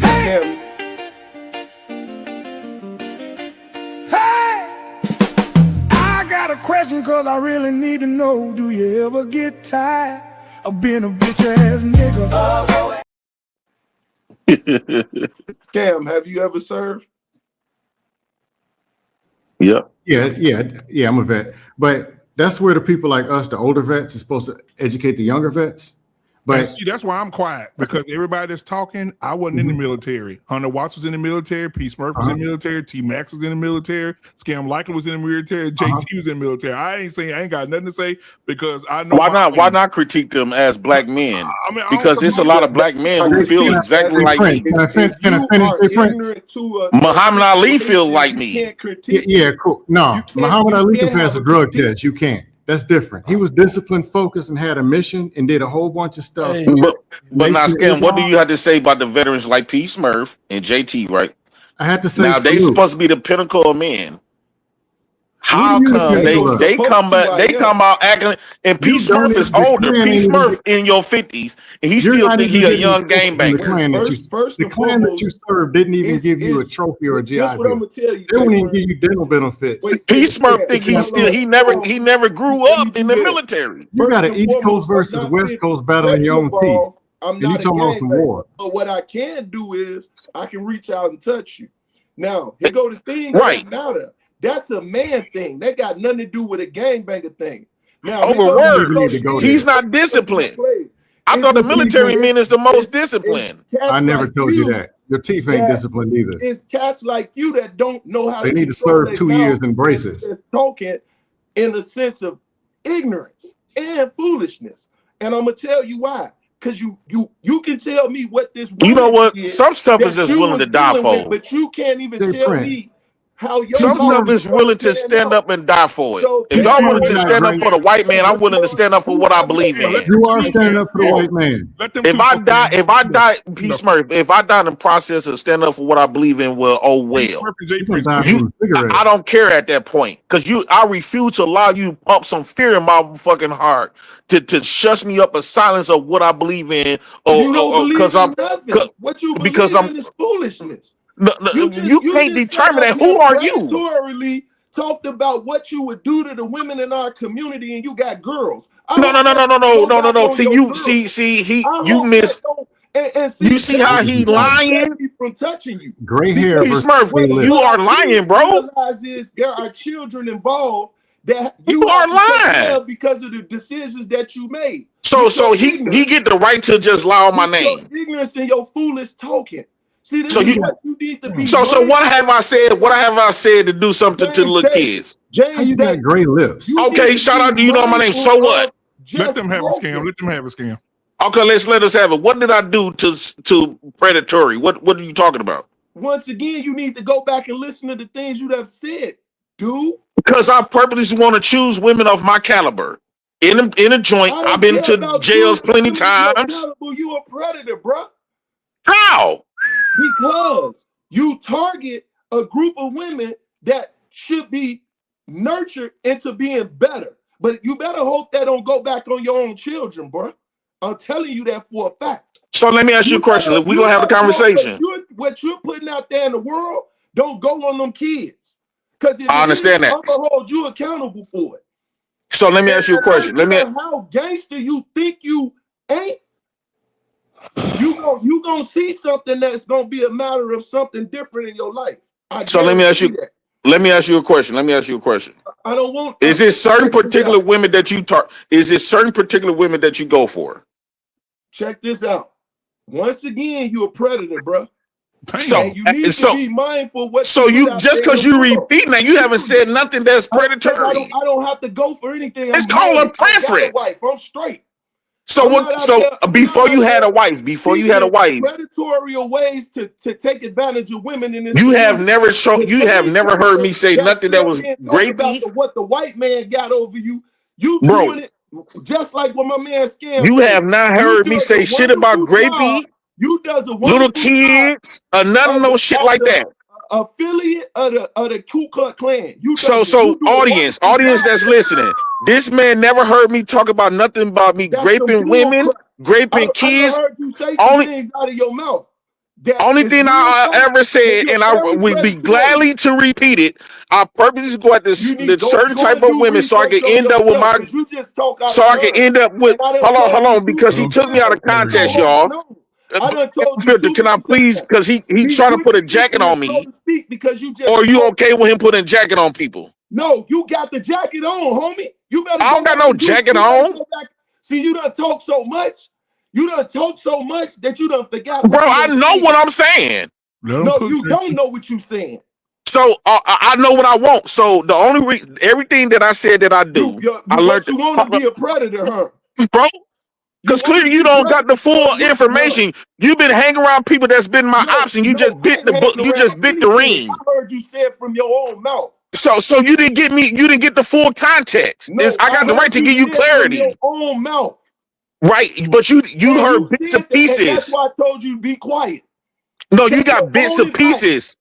You have bits and pieces, bro. No, I got everything you done said. Bro, it seems like you trying to trying to believe some shit like that. I said you've been predatory and you looking to be predatory towards women, dude. So this is what I said, y'all. For the audience that's listening, I said the reason why I choose a particular type of women, typically gonna be homeless or or they got the inmate thing. Why? Because since I've been growing up, watching my uncles and them, what they've been the ones that chose good women, like Tyrese, the rapper, the singer. They don't end up with their kids. The method that I have chose to do is the same thing that I learned from black women. What they taught me was they only give babies to the men that was thugs, got criminal records, so because they don't stand a chance in a court of law. Only thing I did was reverse the method. Why? Because I grew up in that. I'm a jail nigga. I'm an inmate ass nigga. I'm a homeless nigga. I was just homeless a few months ago. Hey, Smurf, you muted. Hey, Smurf, you muted. You muted. You muted. Hey, Jay Prince. JT, hold on, y'all. So this is a good conversation. So for the remainder of the conversation, let's try to keep it real and get to a point, because people that are watching are really getting some out of this conversation. Yes, so, I don't appreciate Black Man Unfiltered. You allow this man to sit up here trying to paint a narrative like I'm a grapist. I'm allowing you guys to have the conversation. Two men have the conversation together. It ain't got nothing to do with me. Right. So to clarify, it wasn't no grapey shit. Yeah, it was me choosing my preference. That's how I ended up with full custody of all my daughters. My daughters, them that never went through. My daughters, them don't got that story like the other women. You want to sit up? My daughters, them do not have the same story like other women. I have a right to choose what I want to choose. In a situation to make sure that I have a right to choose. All my kids' mama is older, by my age or older. Everything was consistent, and my kids, consensual, and my kids' mothers is my age or older. Your mic went off again, Peace Murph. Your mic went off again. Hey, Jay Prince, I got a question. So don't put no bullshit on my name. We can't just because you was in the military, you can reach out and touch. Oh, there you go. There you go. You good now. You good now. We couldn't hear you a few minutes ago. Go ahead. Okay, so you have put yourself in a predicament where you are bringing down our community. You want to talk against men that at least gave their life for this country to be able to have the right to say what they need to say. You ain't fought for none of that. If anything, you've downed it by your actions, by how you even. What you mean I didn't fight? I fought my battle, my path. What the fuck you mean I didn't fight? You keep blaming your past. What about the present and the future? Bro, when I come up here, we talk about the shit we done went through. So I talks about the shit that I don't. You can't dictate what I talk. Bro, you tell your story. First off, I'm not gonna let you bully me. I don't give a fuck what you is. I'm not gonna let you bully me.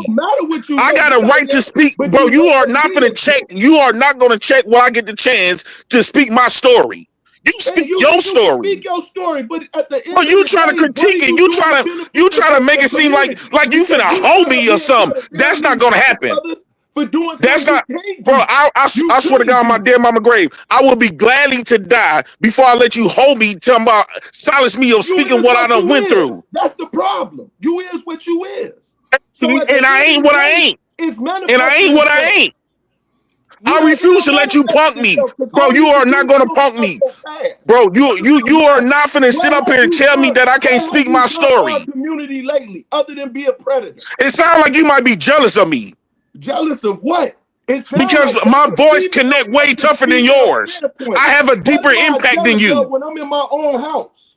I'm in my own house. When I fought for my country. What if I'm jealous of when I'm educated, have my own business and employed, mentor young men? And you wasting it on a homeless nigga. If you got all of that, why do a homeless nigga is so damn threatened by you?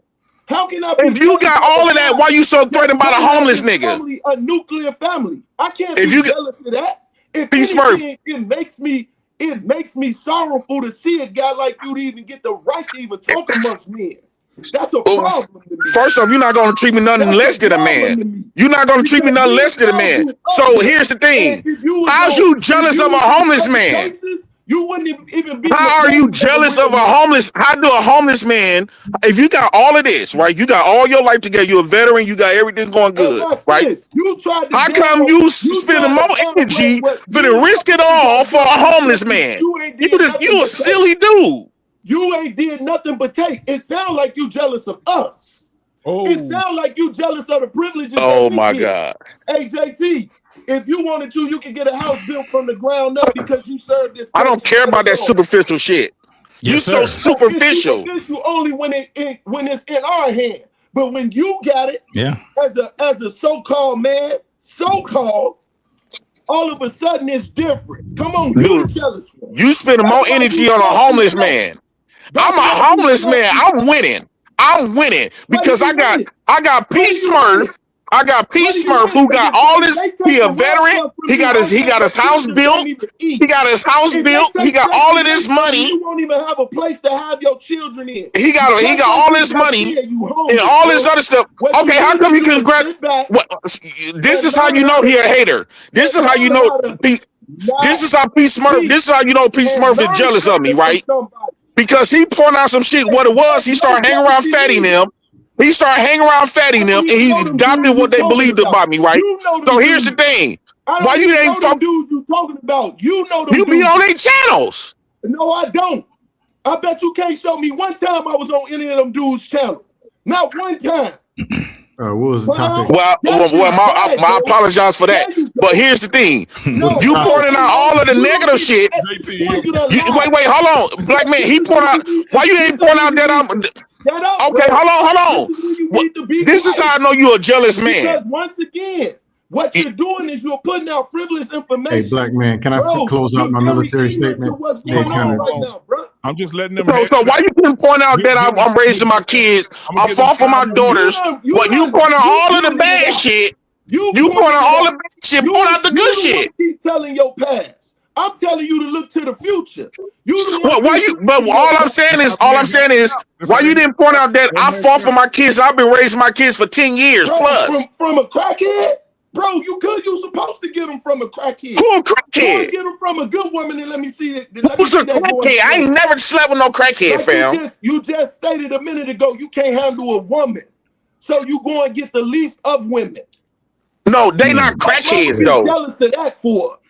I guarantee you, if you leave your wife right now, you are not gaining your kids. This is needed. If you leave your wife right now, you're not getting your kids. I got my children, and my children. I said you got full custody of them.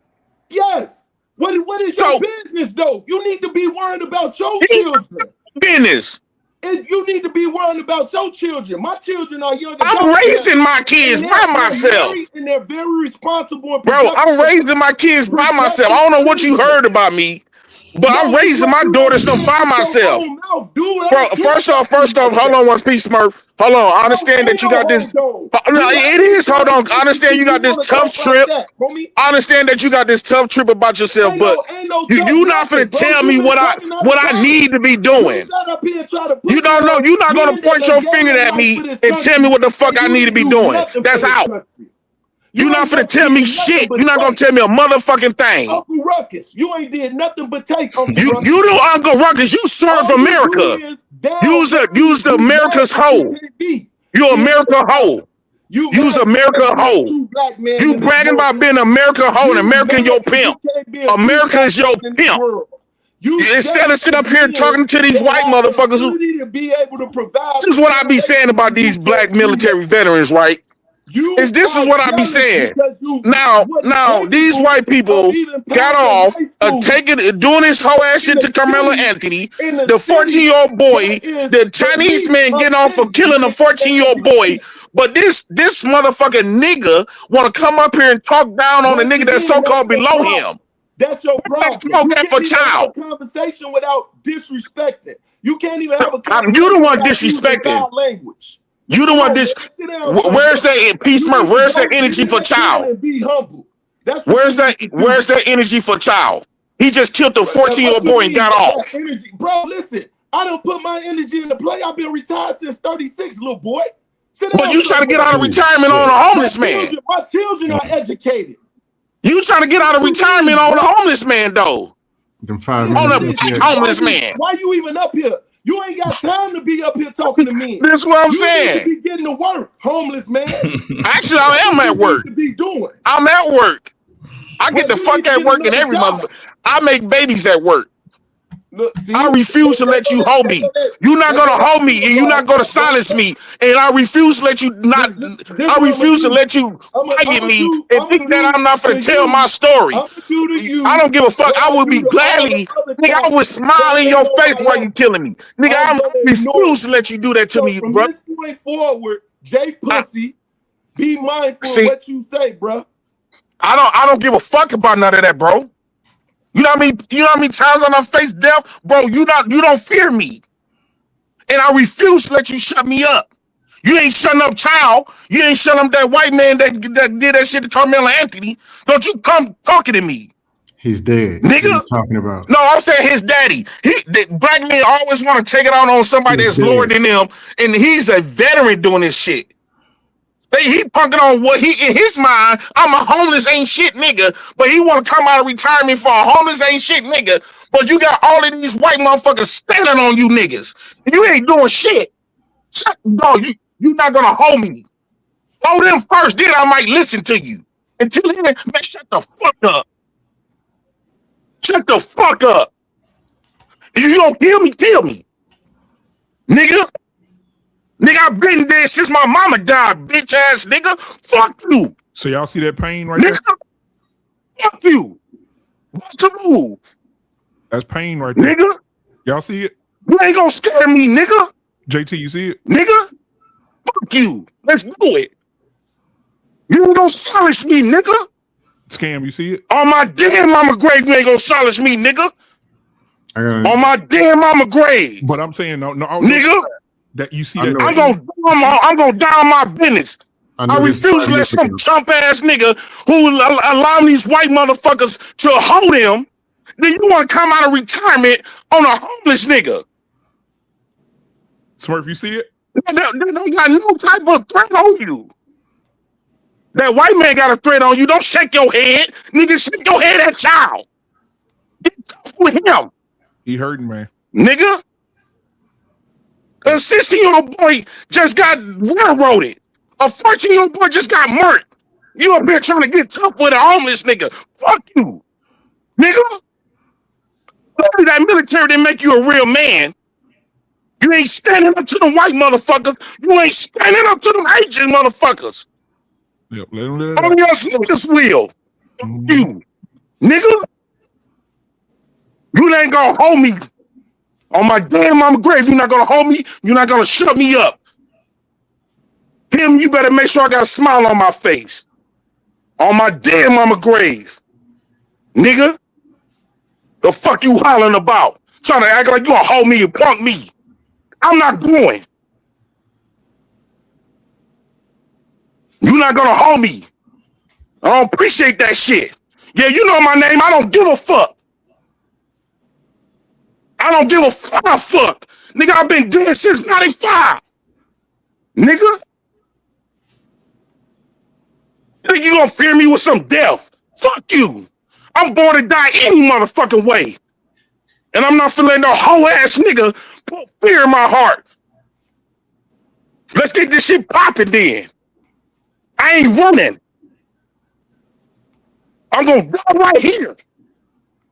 Nigga, I ain't running from shit. On my mama, I'm not. On my damn mama grave, I'm not. Stop trying to put fear in my heart. Like I'm finna sit up here and let you emasculate me. And you a black man. You ain't emasculating child. You ain't emasculating them motherfuckers who did that shit to railroad that 16-year-old boy. And you gonna get smoked with a homeless black man. Man, fuck you what you stand for. If that's what you stand for, fucking on the weak, man, fuck you. I ain't shutting up shit. You just jealous because I got a deeper impact than you because motherfuckers rock with me because I speak that real shit and y'all be speaking that fake ass shit. Nigga. Jay Prince. Huh? He keeps trying to hold me. I ain't gonna let him hold me. On my mom, I'm not. No, I wasn't about to correct you. I'm glad that you got that out. You know how many times I've been shot at? Motherfucker, bro, I don't give a fuck about none of that. If I die, I die. I don't give a fuck. I don't give a flying fuck. I hear you. Nigga. I've been waiting for somebody to do that shit any motherfucker way. The only reason I'm living because of them kids. Nigga, fuck you talking about? I done lost every motherfucker damn near my family due to murder. Nigga, you think you finna pump some fear in my blood? Cause you raising your voice? Cause you threatening me? Let's do it. Knock this motherfucker then. But I refuse to shut up. You gonna have to take me out. So on my damn mama grave, I refuse to be a bitch. Jay Prince.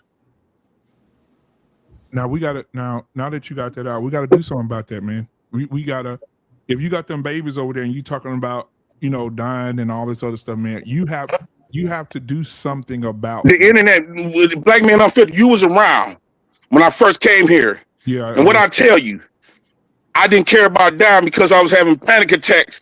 Every motherfucking day, me and my daughter was going to the hospital 3 times a day. Because of the shit that I done went through. Got shot at on the freeway. I was there. All that other shit. I remember, JT. I mean, and I said the YouTube shit was helping me. But this motherfucker, sorry ass nigga, want to come up here, want to shut me up and talking about woo at the bend, woo at man, do it. Yeah, Jay Prince, I was there for you 4 years ago. We talked about this same thing. I listen, bro. I'm praying for you and I'm glad that you got that out.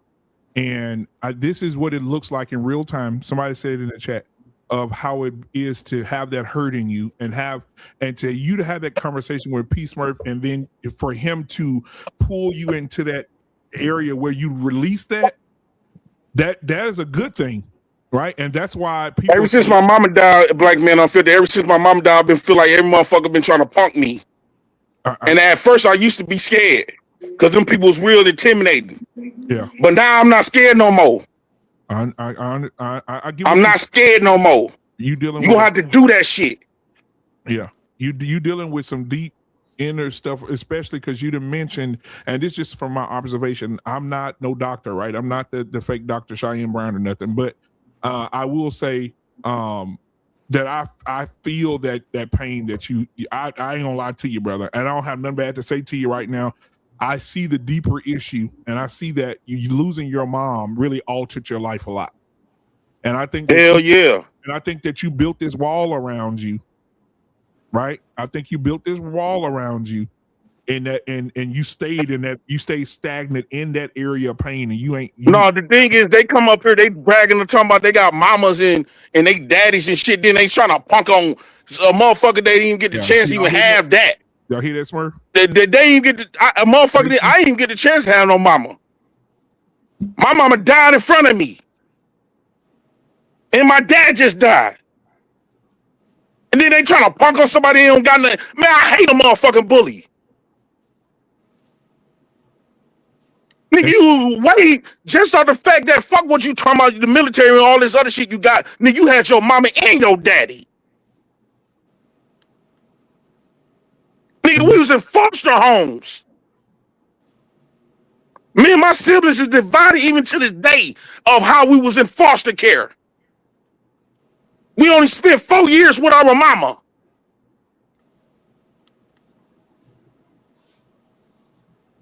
It's in the newspaper. Look it up. I'll pull it up.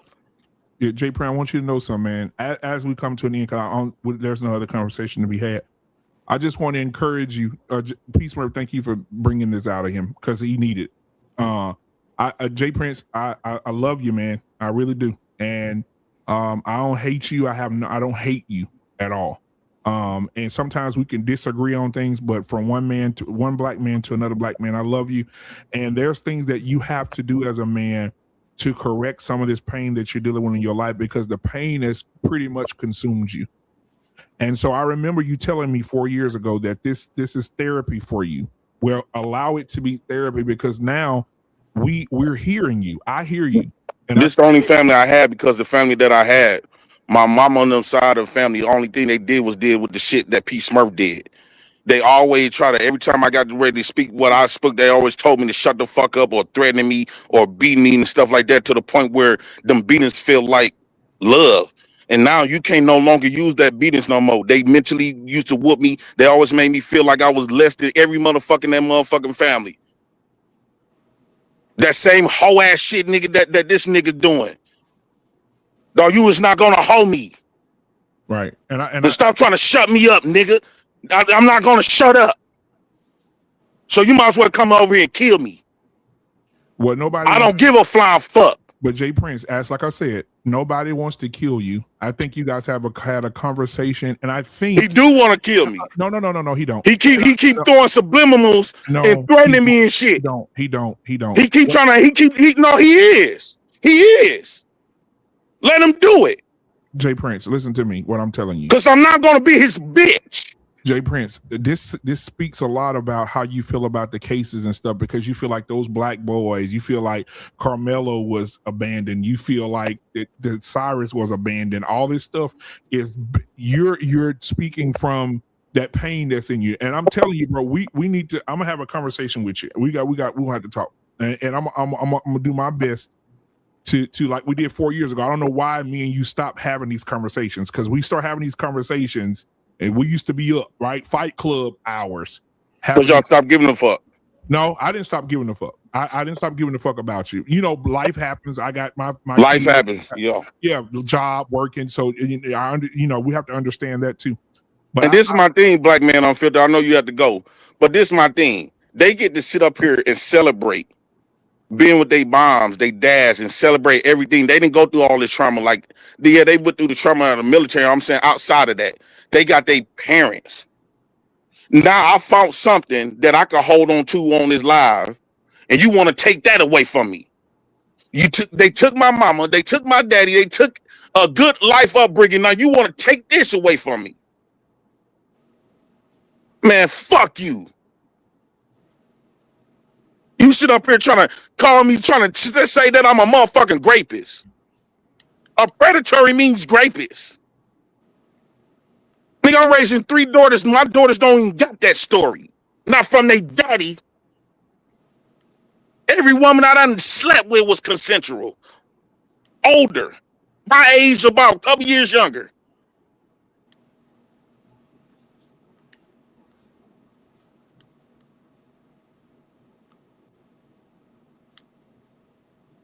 All right. Well, again, I'm saying this to you out of love, man. I love you, brother. We're going to have conversations, y'all. We ending the show, right? I don't have anything else to say. Jay Prince, reach out to me, man. You know how to reach out to me. We'll have that conversation. But I want to say this to everybody that's watching, right? Everything happens for a reason. And when people said to me just a few minutes ago, hey, listen, why are we not let them go one at a time? No. And JT, no, we've been doing this for years. When we know we've had men come on here who are about to take their lives, and we help men off the ledge. We know men who are successful now because we allowed them to vent, get that out of them, get all that out of them. We've been doing this for years, and we never get the credit for it, JT. We never do, and we don't ask for it. We don't ask for it. We're just here. So I just want to say this in closing, man. I thank you all for coming to the show tonight. I thank you for having the conversation. We will be back Friday. We need to build, guys, and that's what we plan to do is build moving forward. Peace, man. They can fire me from this job. Jay Prince, scam likely. We got to build. So I appreciate each and every one of y'all, man. Thank you so much for being here tonight. Everybody that gave tonight, thank you, man. And we'll see you guys on Friday. Tomorrow, I'm Jay Prince for president of United Negro Nation of the Black House. And I approve this message. Shout out to y'all, man. Much love.